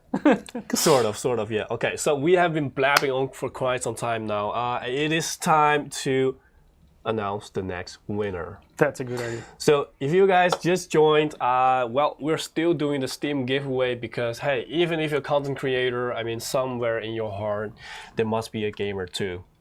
And with the P100X, you are sure to be, on the right path for either productivity and gaming. And of course, we're giving away content creator during the day, gamer at night. Yeah. So yeah, let's hope you're the next winner. So who is the next winner? Our next winner of a $20 Steam wallet code is Andreas. Congratulations. We will email the code to you in the coming days, so keep an eye out for that. Congratulations. So if you haven't participated yet, make sure to do so. Go to msi.com/2/insider. Our bot will also spam it in the chat in, for sure, YouTube and Twitch. So yeah, make sure to participate. If you have already participated, you will automatically be included in the next drawings as well. So then you don't have to take any action. If you didn't sign up yet, make sure to do so. All right. So yeah, I mean, for stuff like Photoshop, or Photoshop sometimes sounds quite easy, but when you're like editing Photoshop like with ginormous sizes, like when you have to work on poster sizes and banner stuff like that, you're going to need quite a powerful PC with a capable CPU and RAM in order to tackle this kind of stuff. And for video rendering, what kind of resolution, and for the P100X, for example, it handles up to 8K resolution for your video workloads too. And with this kind of stuff, this is really where the P100X kind of excels. So yeah, of course, and if you're really into this kind of stuff, it's also very important to have like the right, let's say, the right gear to store your content on your camera, and then make sure that it has enough speed in order for you to get all your stuff onto your PC the fastest as possible. So yeah, for example, we today have the SanDisk ones in order to do our little test and also show you guys what kind of stuff might work really great for you too, because this, if you're like working in the 4K and even like for the 8K, but especially for the 4K area, this is the kind of stuff that you might need and that you should get if you are interested in getting serious with your content creations when it comes to videography. So right now we actually have the, well, we tried to get the SD card version, but we got the micro SD instead. But it has the same speed with sufficient speed, and it also comes with an adapter. So for our purpose, it was still more than okay. So with this SanDisk right here, we have the SanDisk Extreme Pro. So this is the UHS-1 class card. So very good for 4K videography. And it is very up to speed. And the nice thing about this is that it comes with, well, an adapter. So the micro SD comes with the SD adapter, so you don't have to worry about finding one in order to use the card for your camera, or even sticking this into your SD card reader, which is really nice. So what's the storage size of this card? This is actually a 1 terabyte card. Can you take it out of the adapter again and show the size? So remember, it's 1 terabyte. Put it on your finger. 1 terabyte of storage. Yep. And this is 1 terabyte. And it writes up to 90 MB per second, and it reads 170 MB per second. So for your 4K shoots in the camera, there's absolutely no problem with this kind of speed. I remember buying my first SD card for my first digital camera, and it was a regular SD card, so basically the size of the adapter, not the size of this card. And it was 16 megabytes, and it was so expensive. 16 megabytes. That's and a it lot. was damn expensive. That's a lot. And now you can get like 1 terabyte and even a way smaller size.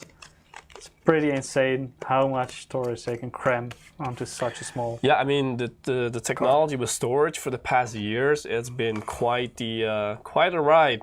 I mean it went by so fast. So yeah, like I said, this is the 1 terabyte, and for the ones out there that are interested in the version, this is the V30 version. So also very good for FGX Raven is saying, I videography. remember the sound of the internet modem. I do too, the 56K modem. With the space sounds when you made a connection to the internet. And moreover, when you're done with your camera, of course, you gotta get that stuff from your camera card, from your SD card to your editing PC. So in this case, we're going for in the same product lineup, the SanDisk Extreme Pro SD card adapter. So I saw a question in chat, like why is there no SD card reader inside the PC. This also has to do with the fact that you have many different cameras, and some cameras even don't use SD cards or of any kind, but they use like an actual SSD inside the camera. And because there are so many different kinds of cameras and so many different types of storage that are used for them, it's more useful to invest in fast interfaces on your computer. So you can connect, for example, an extremely fast external SSD either through the fastest USB connections, or in this situation even through Thunderbolt, which goes up to 40 gigabit per second. So yeah, it comes with extremely fast connectivity, so you can basically use whatever you want to use on it. So this is also with a USB 3.0 interface and with really high speed transfer. So which makes sure that this will not be a bottleneck when it comes to the transfer speed from the card to your PC. So which is also why this is so important, because this is also the USS 2, class 2 even, so even higher class than the card itself. Oh, it's getting nostalgic in chat. I see Y2K saying my first computer had 2.1 gigabyte storage. At the time it was massive, it was 97 with a Pentium 200 megahertz MMX processor. Back in that day, I think I had something similar, and when I installed Age of Empires 2, the complete version, it was like filled Age for of Empires 2. Wow. Age of Empires 2 is a great We're really game. getting the nostalgia in there, huh? Yeah, there is a new version actually now. There's the definitive edition. It's pretty cool. And Molly91 is saying, I remember that my first MP3 player had 1 gigabyte and it was huge back then. Yes, my first MP3 was I think like 64 or 128 megabyte, but not even close to 1 really? gigabyte. My first was like 256, so then you had a better one. That was quite okay. And they also looked like a very large USB stick. So, okay, here I'm just putting in the card into the adapter, as you can see. Yeah, of course it fits because this is for the SD. And well, on the other side is the USB 3.0 interface. Well, if you have the opportunity to use Thunderbolt or just use regular USB Type-C, they also have this one in the USB Type-C version. So instead of the USB, the regular 3.0. So instead of the Type A, you get a Type C connector on there. But right now I'm just showing you this this one version because majority of you out there, I think, have the USB A version and not the Type C. So, but of course, if you do have Type C, you can also go for that one. And it's also on the front of the case. In this situation, there's also a Type C connector. Yep. You can see it on the side. Let me show you. Right here. So on the back you have the Type-C Thunderbolt connector, and on the front you have another Type-C USB connection. So on the front, we also have the USB 3.2 Gen 2. So yeah, the speed is up to par. I don't really have to worry about which one I'm going to use, the front or back, but I'm just going to stick this in the back and transfer some files for you guys to see just how quick this all goes. Let me switch to the P100X. I see they went to sleep. Just unlock it.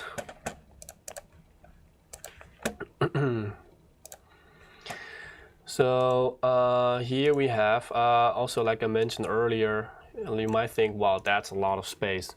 True, correct. This is like, after all, the highest configuration possible. But in just a minute, I'm going to show you the exact configuration and specification that you can expect from this. So 1 terabyte M.2 SSD and 2 more separate 2 terabyte storage devices, which are HDDs. So here, for example, I have 3 files in here with 1.3, 1, 800 megabyte. So 1 gigabyte, 1 gigabyte, and 800 megabyte. So from just going to transfer this back to the PC itself, which is going to be on the M.2 SSD, so that's not going to be a bottleneck, so everything should go fluent as hell. So guys, let us know in the chat if you're starting your productivity career or if you're on the path of getting serious about it, because nowadays it is really easy to get into this kind of stuff because well, you have so much stuff to your at your disposal. You can learn about free stuff. You can get free programs to work with. But you do have to keep in mind that if you try to get serious about this kind of stuff, like Jordy also mentioned, you really gotta make sure that your machine is able to handle real life previews. And in this kind of situations, it depends on what kind of programs are you really into. I'm not sure why I'm still using this, because this is not needed anymore. Mike is Good like, idea. yep, correct. I just felt like my ears are starting to irritate, and I was like, oh yeah, right, I still have the earphones plugged in. But yeah, sorry. So you really got to make sure that your machine is capable of handling the kind of work, and depending on what kind of programs you use, Adobe Premiere Pro, After Effects, or handling large files in Photoshop, or you're even doing 3D rendering and animation and stuff like that. All of them have different kinds of requirements. So I mean, in one of the most popular category by far, the video editing and rendering and shooting category, you really got to make sure that you have a gigantic, well, not gigantic, but a huge RAM to work with, and also the CPU, very, very important in order to do all the rendering and the processing. So, I see in chat people are talking about different AMD motherboards right now. Small spoiler, next week we're going to extensively talk about this. So if you want to know more about the differences in between chipsets and stuff like that, like B450, B550, X570, and what CPU to pick with them, make sure to be here again next week, because we will extensively talk about specifically this topic. And small spoiler, you can actually win a B550 Tomahawk motherboard really? With a Core Liquid 360R water cooling. Interesting. So next where week, do I sign up? Not yet. Next week. You can sign up. okay. Next week. All right. So yeah. Small spoiler in between. We just, I just transferred like close to 3 gigabytes of files back to the desktop. And because of the speed of the USB and also the speed of the M.2 SSD, we really made sure that nothing was bottlenecking the card and the card reader speed combined. Well, not combined, but the card speed. Gallery goes asking what day and time next week. Same place, same time. Yep, always. So yeah, we transferred almost 3 gigabytes in like just 1 or 2 minutes. I believe when you're getting serious with this kind of stuff and you have a lot of stuff on your card and you have to transfer them back to your PC, you don't want to waste your time on that part. And I mean, investing in this kind of stuff, it's not even that expensive. So really suggest you do, get the speedy kind of ones. Don't cheap out on the SD cards and even the card reader. So yeah, that's a tip for you guys. And all right, so that's for the SD card, because if you're doing a lot of photography, that's really important. But now back to the P100X. I see a very good suggestion in chat. Ooh, what's happening Pablo in is chat? saying, can you run a Cinebench test live? I definitely can, but will I? All right, maybe I will. But I will just get to that in just a moment, because I want to get something out there first, because I want everybody to be aware of the exact specs and what kind of features you can expect with the P100X, so you guys don't have to ask about that anymore. And after that, I'll give you all the Cinebench live benchmarks you want. Well, until we have to close the office and Till get security out of here. kicks us out of the building. Exactly. But I promise I'll get to that. So I'm just trying to get the cards back into where they belong before I lose them forever. And that's the downside of such a small card. Yeah, so I really don't want to lose them. So,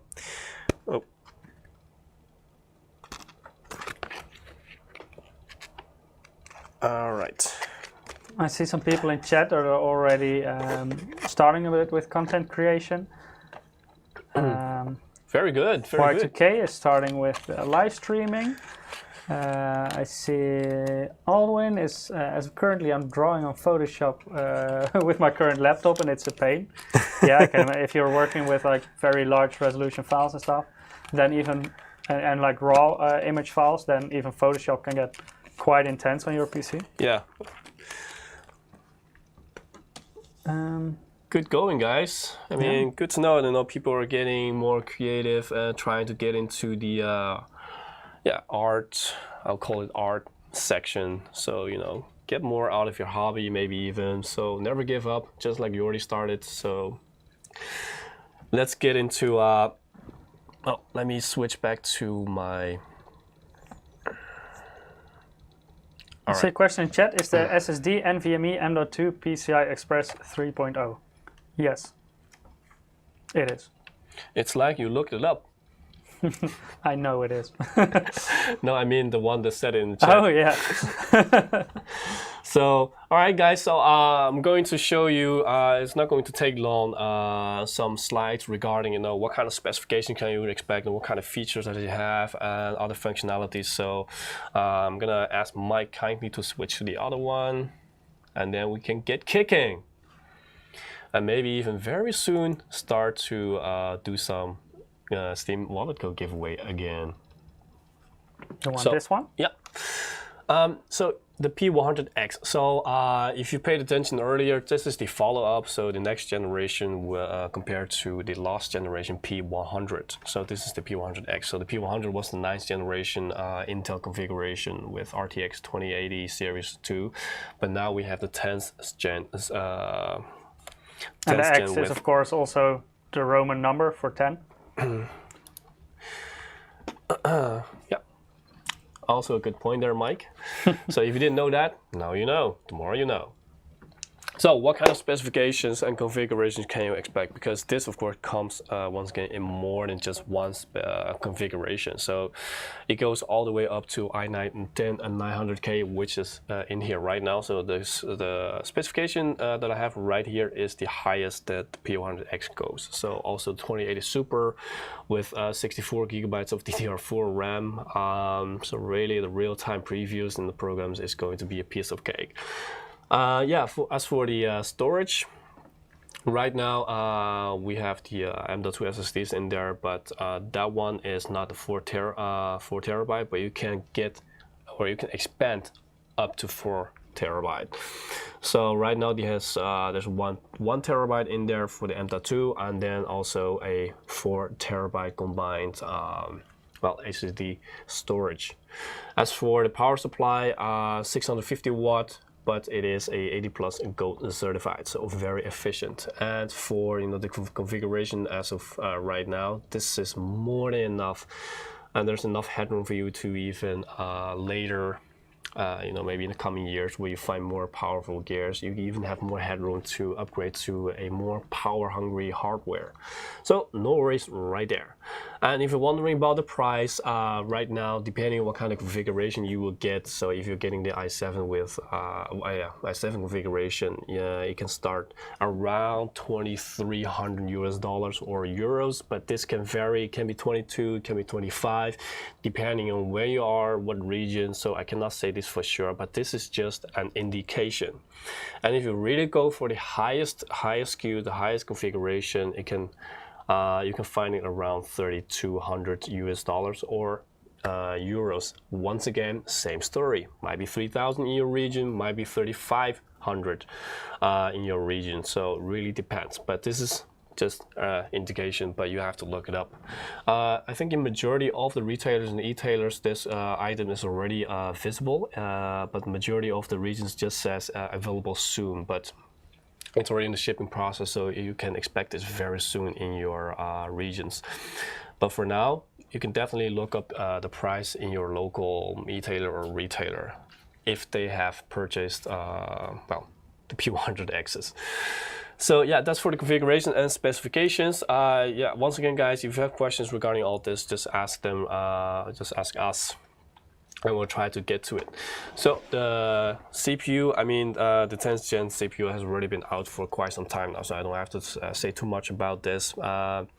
So with up to a 30% boost compared to the last gen P100, so you do have some significant performance boost right there. And for example, one of the major differences also between the 9th and the 10th gen is that with the 10th gen Core i9, you can go up to 10 cores. Yeah, more cores. And in the previous generation, it was up to 8 cores.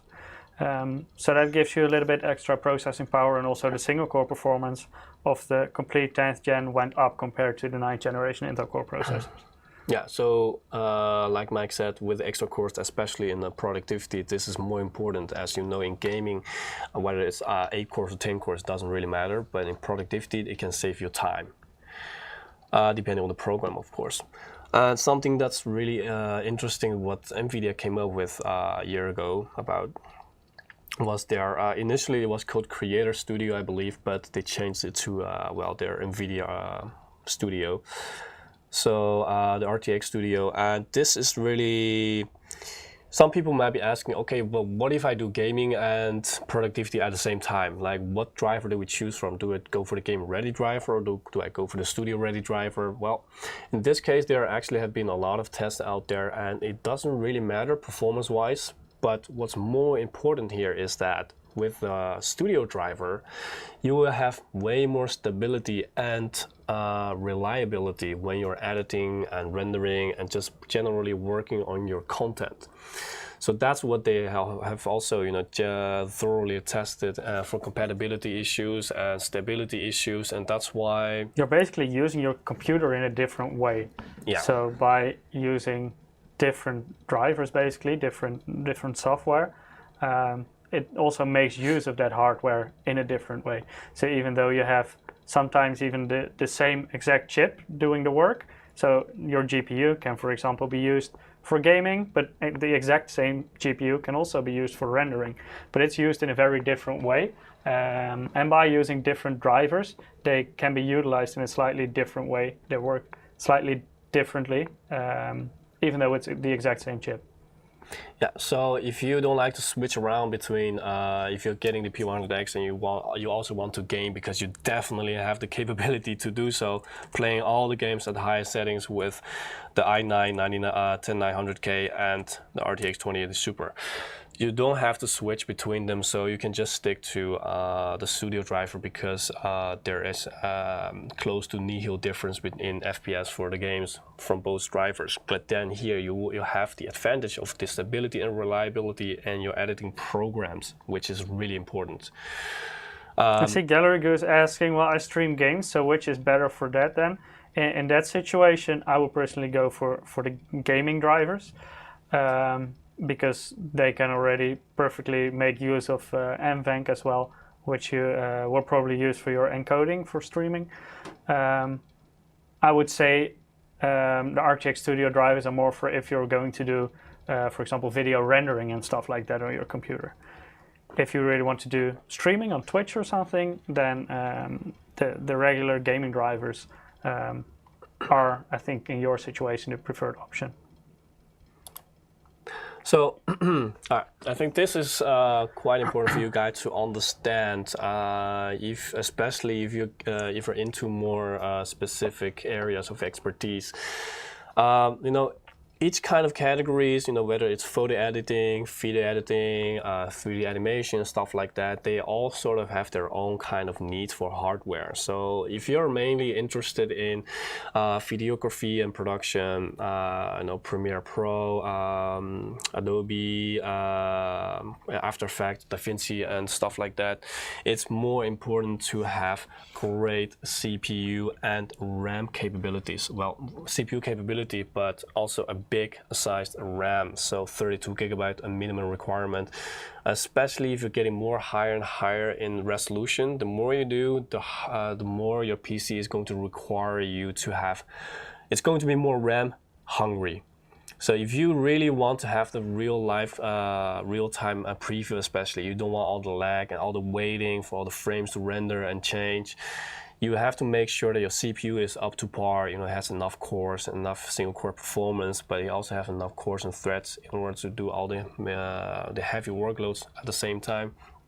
But the RAM, very important if you really want to have all the real-time previews. So, but then again, if you're more into like 3D animation and 3D design, so if video is nothing for you, then it speaks a different kind of language once again, because then you're going to need much more GPU power compared to when you're only doing video production and stuff like that. So here you have, or here rather, you have a overview for you to understand, okay, if you're starting out, especially if you're looking into upgrading or building your own PC or getting a PC, you know, for all the task gear, the P100X is like more than capable of handling everything in real time. But if you're really into heavy 3D rendering and animation,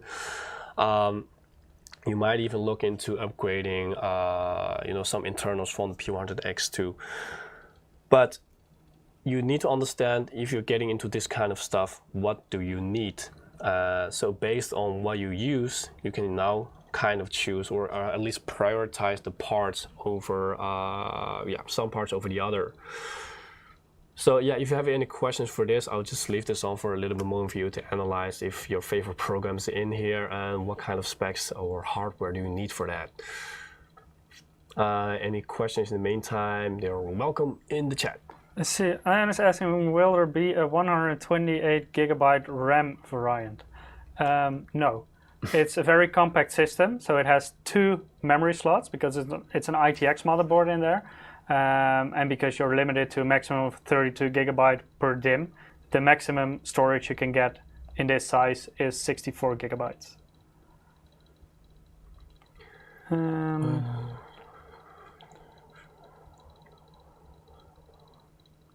Akash is using the MSI MPG Secura 500X. Very nice case. Well, someone's asking, why doesn't photography and videography use GPU to do heavy workload? Well, there it's mainly because the CPU has to give out all the process. Well, the CPU has to render all the has to process all the workload, but there aren't any visual intensive pixels or stuff that needs to be rendered, like really rendered through the video. So most of those programs, they simply use the CPU and the memory to do the heavy lifting and the rendering. Whereas if you go more into 3D design, like Unreal Engine and game design, Unity, etc., they do way more on the GPU. So it's basically also how the different programs utilize certain aspects of your PC.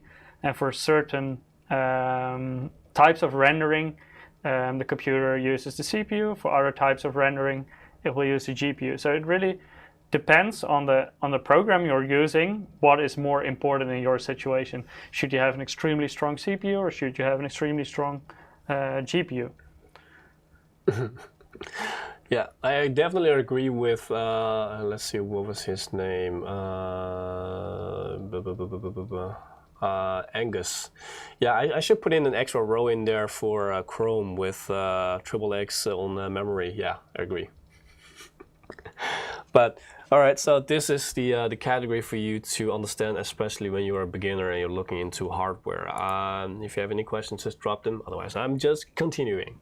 So like I mentioned earlier, all the hardware in here have their own separated, the main heat producing hardware, they have their own separated air chambers in order to have the best airflow. So trying to make it cool and silent while you're trying to push it, through its max in your workloads.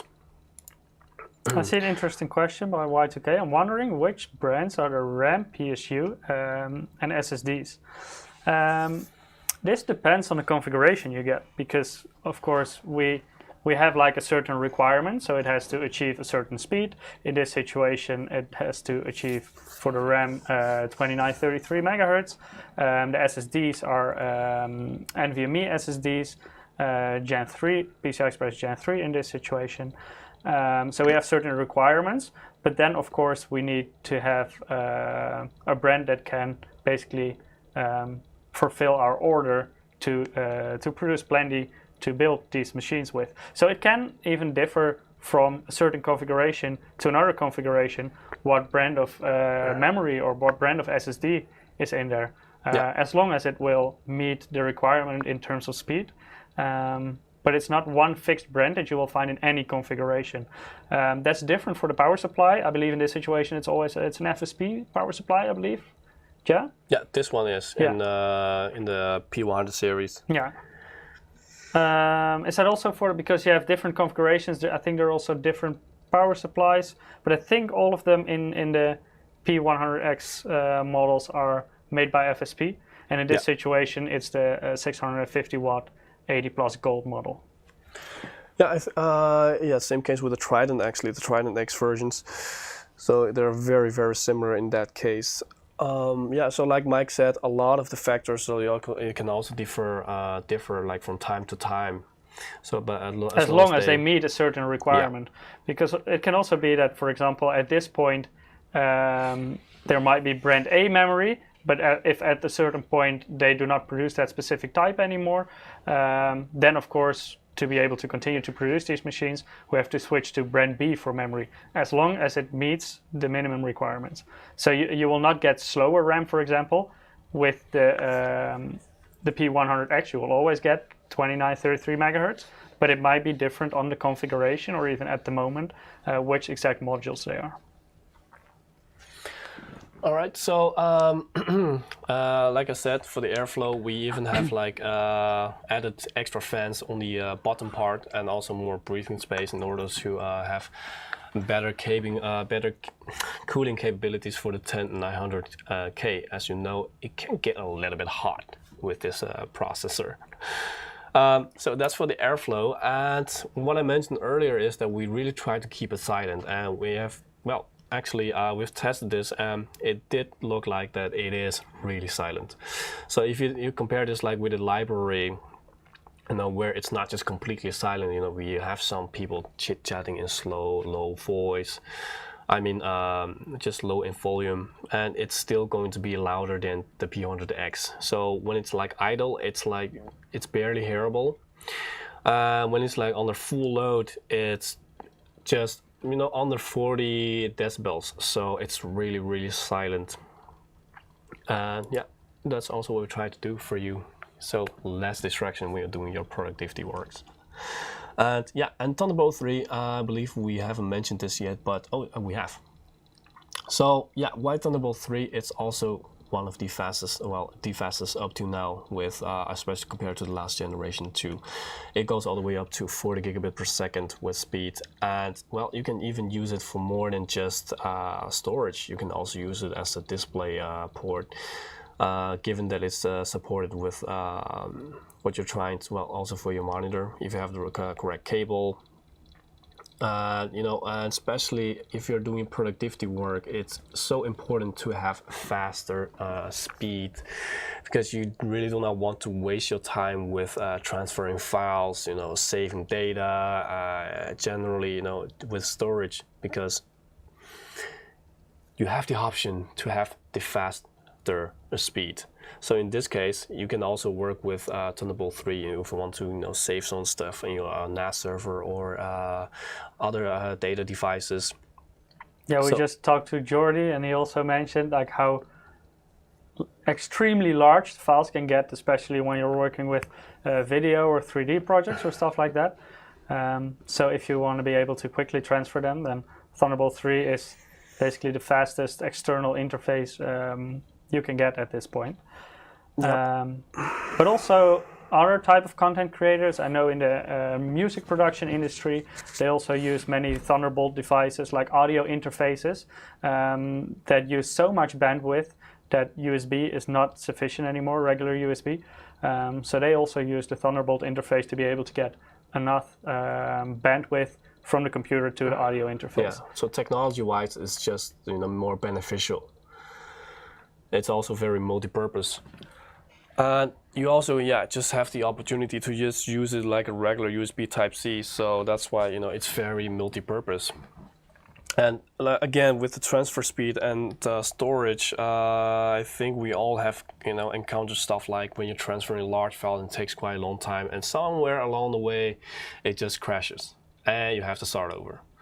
So the faster you finish this process, the less you're going to worry. So yeah, definitely if you're into productivity and you have a lot of files, make sure to make use of Thunderbolt 3.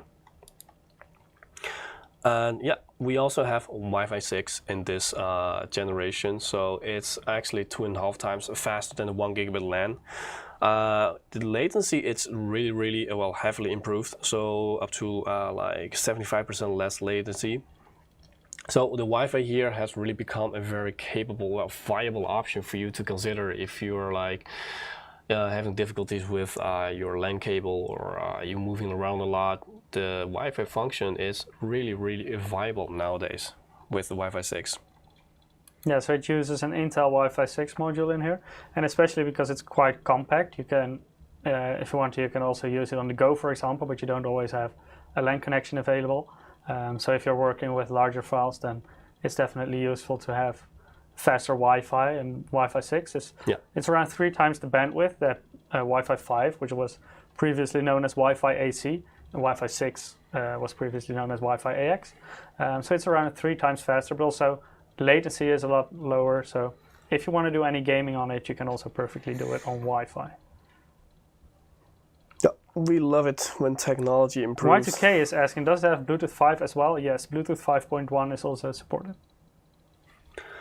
All right, so continuing from well, the Wi-Fi part, yeah, if you create and you transfer a lot with a 2.5 gigabit LAN, it's going to be really beneficial.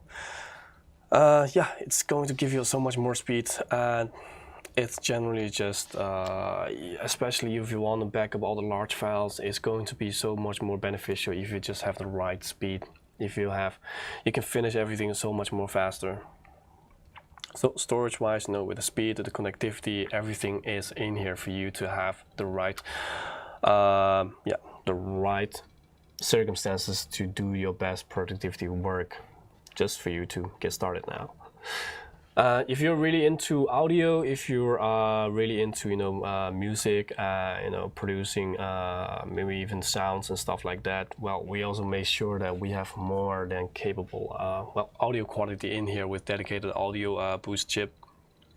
And so the sound here is really, well, it's the kind of pure and quality sound that you want and expect, and it is going to be yeah, something that you want to have for your professional work if you're doing this kind of audio work. And even in video, sound is also very important. So yeah, we'll make sure that you are not lagging behind when it comes to sound neither. And of course, in some situations, like if you're really going into music editing, then of course you will need to use external devices with this. For example, those extremely high-end audio interfaces, and that you can, for example, connect through Thunderbolt, or depending on what audio interface you use, sometimes USB. But also, if you want to use professional microphones, then of course you will need to use an external solution, because usually they're like phantom powered XLR microphones, stuff like that. But yeah, for like all your audio and your video editing, etc., very capable machine for this.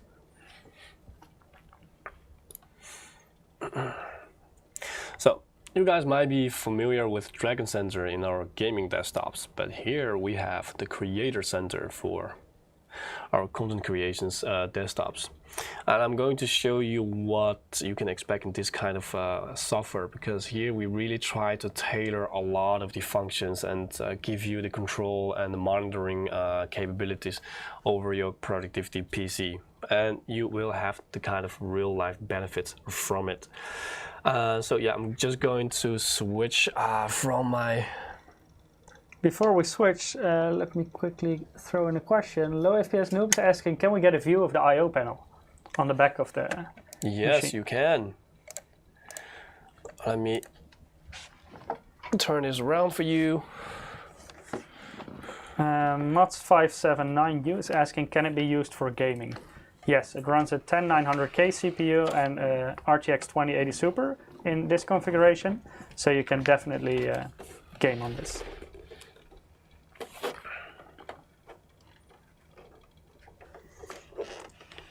So on the graphics card, you have 3 times DisplayPort, so 1 times HDMI. Yeah, so on the back we have 1 times the Thunderbolt 3, and USB 3.2 Gen 2, and 2 times USB 3.2 Gen 1, and 2.5 gigabit USB. LAN, optical audio. Yeah. And the Thunderbolt is basically hidden in the Type-C connector. Yep. So if you have a lot of peripherals, well, we make sure there are a lot of connectivities for you to use. And you don't see the Wi-Fi antennas right here because they're actually integrated inside the case.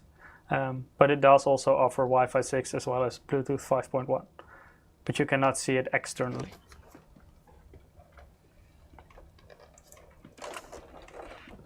right.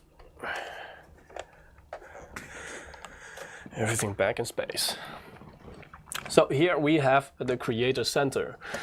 Really make sure that when you're using this program that you have the creator mode activated. Otherwise, you're well, you can't really do much in this app.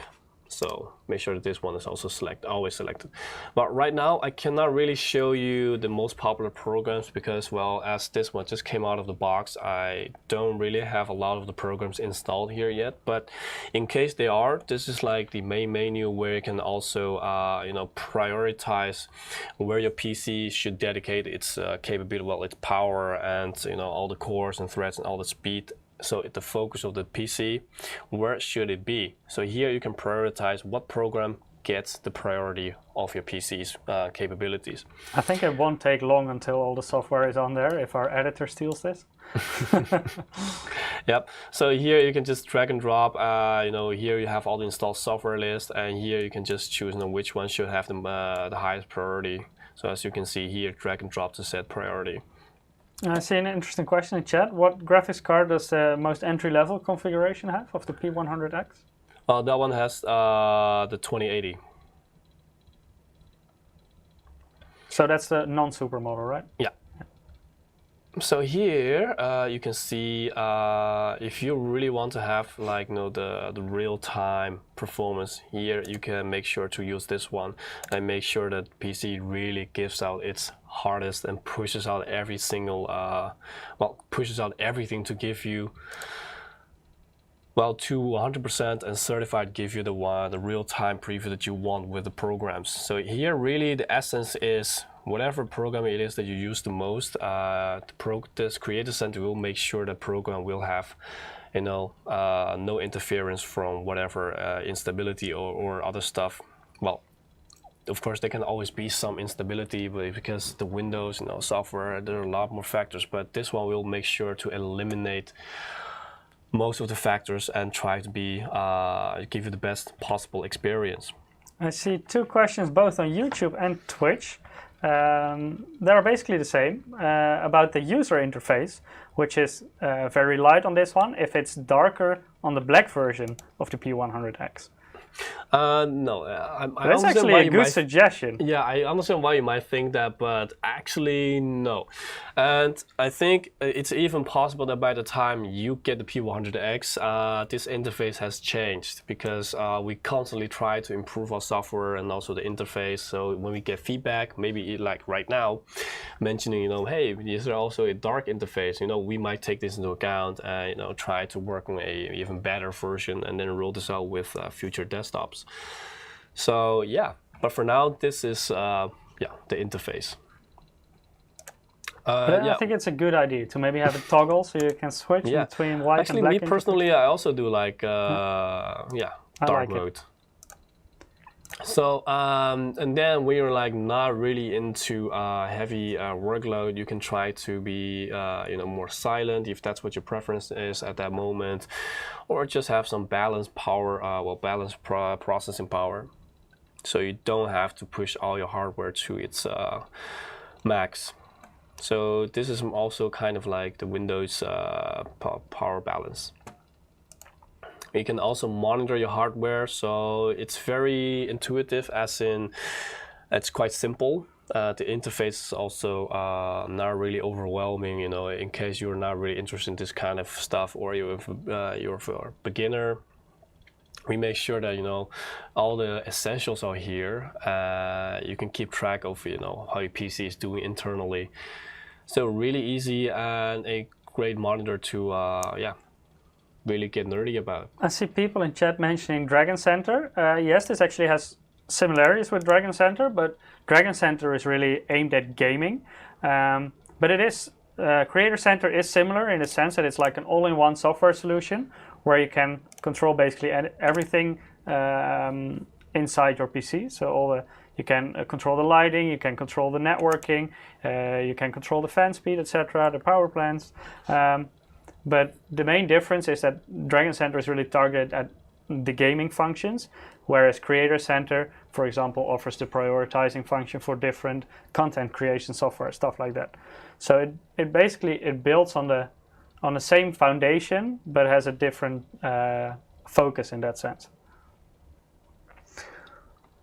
I see another question about the cooling, because it's powerful hardware and it's so compact, if that doesn't bring heating issues. No, not at all. We made sure of that because of all the stuff that I showed earlier, with the separate cooling chambers. So each chamber has like its own optimized airflow. We even have like extra turbo fans in the footing, in order to make sure that the hothead 10900K is being cooled properly. And later I'm actually going to also do some Cinebench benchmark for you guys and also show you the temperature and power uses and stuff like that. So we'll get to that. LAN manager, this one is really important when you do a lot of over the network storage. So if you're transferring files to your servers and stuff like that, you can also pay LAN manager a visit and make sure that you have the right task prioritized, so that task will get the best focus, the best quality of that moment when it comes to the file transfer over the network. So the LAN manager here really regulates the kind of like the traffic when it comes to the internet traffic within your PC. So a really great tool to use to ensure the best quality and also the best time for you when you're doing this kind of stuff. Yeah, do you know what time it is? I believe it is time again to announce a winner. That's a good idea. Well, Mike, go so for if you it. haven't participated yet, go to msi.com/2/insider. The bot will also spam a direct link in the chat in YouTube and Twitch. In the meantime, just once showing you every some now cool and then. effects. I will force it to put it in there right now as well. And then it's time for another winner of a $20 Steam wallet code. And our next winner is drawing. X.Michi.X. Congratulations, you also won a $20 Steam wallet code, and we will email it to you in the coming days. So make sure to keep an eye out on your mailbox. If you haven't participated yet, make sure to do it now, because now you still have the chance to win this week. Otherwise, you'll have to wait for next week, but we will have a cool giveaway next week, so also worth it. But you can also participate in both, of course. So you might think, what is he doing? But I'm just trying to cover the P100X from the lighting. The in studio lighting. So yeah, the studio lighting is kind of overwhelming the RGB effects here. So just trying to provide a bit better visibility. So here also in the Creator Center, you can manage the lighting in front of the shield as the cover in the front as part of the design. So here you can choose from all the effects. Generally, I'll just leave it at rainbow. That's personally my favorite. Kind of boring, but I like it. People are asking what monitor you are using right now. Now, this is actually our content creations monitor. So our Prestige PS341WU, which is our 5K monitor. It's ultra wide, so it gives you more screen real estate to work on multiple tasks at the same time. Yeah, so your multitasking experience will be much more efficient with this kind of screen real estate. And also, it is tailor-made for content creation. So the color profiles in there, there are different kind of ones suited for different kind of scenarios. You have the DCI-P3. High quality IPS panel. Yep. So and 5K resolution, it's tech sharp. Everything around it is just meant for content creations, and it's also a great pair with our matte white, because they have the same design and the same principles when it comes to the aesthetics. And I think in a few weeks I'm going to do another live stream for content creations, but then with our latest generation and latest batch of content creations monitors. So you can expect more then. And here you can also create custom profiles in order to save specific kind of effects and stuff like that. So this also incorporated in Creator Center for you to customize your RGB lighting. Some other stuff, you can get some live updates regarding a lot of the drivers in here. I really like this because usually, especially You don't have to with search for stuff. yeah, It's so and good. there's so many of this kind of software online, that you have to pay for. They will, track all of your drivers and then try to update them. Well, now you have it here for free.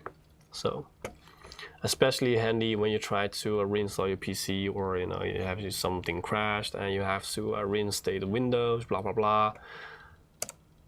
Now you have it all here. So if you want to get even more nerdy, well, a lot of stuff here for you to find out. All the details. So you can regarding the easily drivers see and BIOS which exact versions. version of the software you're running right now.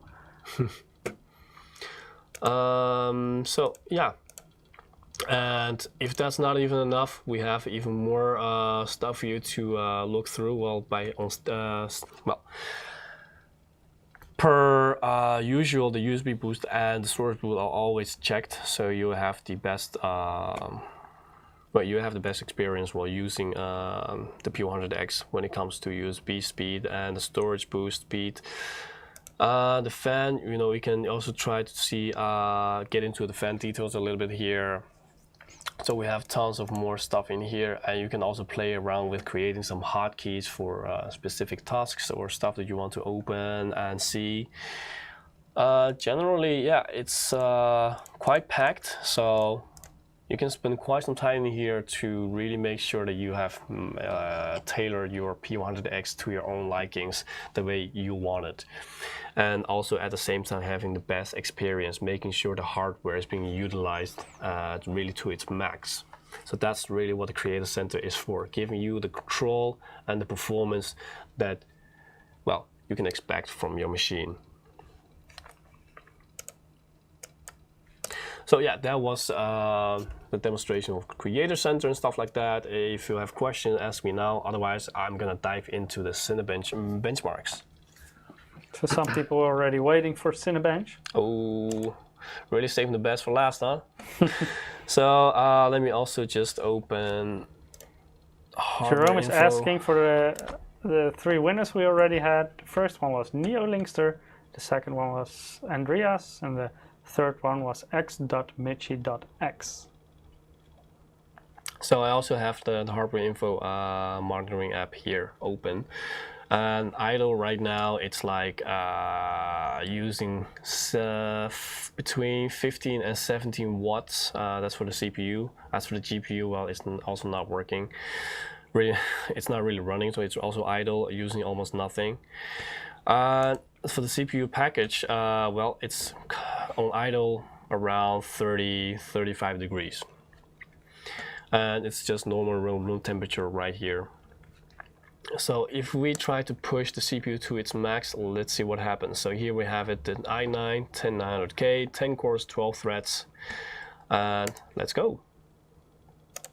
So also for the ones that were asking about the temperature and stuff like that, well, you will see.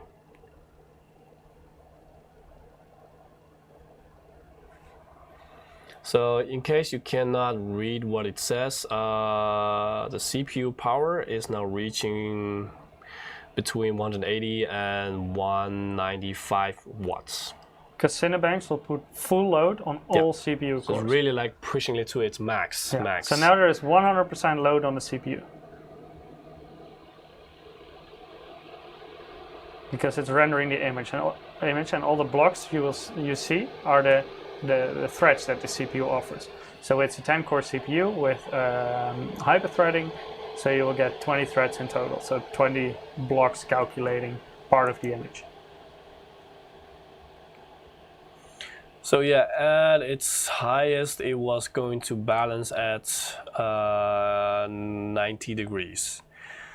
But the fan was just starting to, really spin up to try to cool it off. So I expect that once the fan was really up to speed for a good amount of time, it was going to drop. So, but for now, yeah, very comfortable.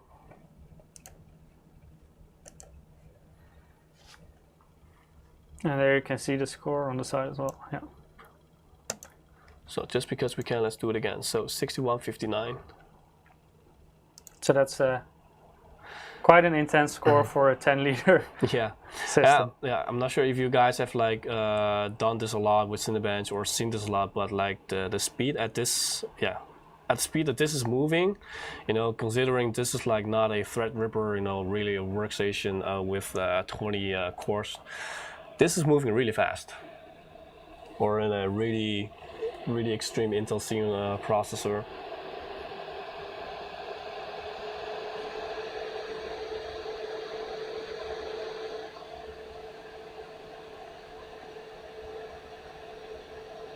And of course, indeed, you can get faster with the Threadripper. You can go all the way up to 64 cores, but you will never be able to get it in a 10-liter package. I saw a question earlier, why didn't you make this PC with a Threadripper? Well, you will not fit a motherboard that can fit a Threadripper CPU within a 10-liter case. And additionally, you will not be able to cool such a CPU in such a tiny package. So this is... For this size, this is really high performance already. So yeah, guys, there you have it. If you're serious about content creations, if you're looking for the upgrades, the P100X will satisfy your needs. You know, whether it's 4K, because that's really where this little bad boy really sits. At 4K resolution. It can even handle 8K, but we have to be honest right here, because 8K is not going to be as smooth of a ride as handling 4K, because real-time preview with 4K, absolutely no problem. So yeah, if you have any more questions regarding the P100X, ask them now, because otherwise we're going to probably even announce the last winner. I see a question about Y2K. Which keyboard and mouse are you currently using? Well, actually, the keyboard right here is our GK, I believe, 70. Mike might have to correct me on this part. Is it a tankless? Yes, GK70. Yeah, it's GK70. So it's our tankless version. We have the GK50, the GM30 right here, which is one of our latest mouses. It's ambidextrous, so it doesn't really matter if you're left or right, so you can still use it. The form then. Shall we do one more winner to close it off? Oh, I'm all for that. Then in the meanwhile, because next week I'm going to a very cool live stream. Some people were already discussing it in chat, AMD motherboards. We're going to take a close look at the different AMD chipsets for the mainstream platform, so the AM4 socket. We're also going to take a close look at the current processors for this platform. Last week you did a build together with Peter, right? Yep. For a streaming PC, you already saw, for example, the very new XT CPUs, the 3rd gen Ryzen XT models. The 3800 XT was quite a monster. Yeah, so we'll talk about the differences with those different chipsets. When should you get which one? When do you need what kind of CPU? So yeah, make sure to check it out. And then we have our last winner for today. Is one of our regular viewers. Oh, who is it? Hussein Hani, congratulations. You won a $20 Steam wallet code as well. Congrats, go make Gaben happy. Yeah, so that was it for our giveaway today. Next week, we'll give away a very nice MSI MAG B550 Tomahawk motherboard together with the very new MAG Core Liquid 360R all-in-one liquid cooler with a 360mm radiator. Really powerful. So make sure to join our giveaway next week as well. During the live stream, we will also be joined by Martijn from AMD. He will also explain some more about different AMD chipset, different AMD CPUs. So make sure to check it out. Yeah, if you want to know about all the AMD secrets, definitely ask him. So make sure to be here again, same place, same time, but 1 week later. So yeah, thank you guys for watching then. We hope you had a good time and learned some stuff. Yeah, we definitely had a good time. And well, if you want to find out more about this bad boy, just go to the webpage and have a good day. And see you next week. Bye-bye. Goodbye.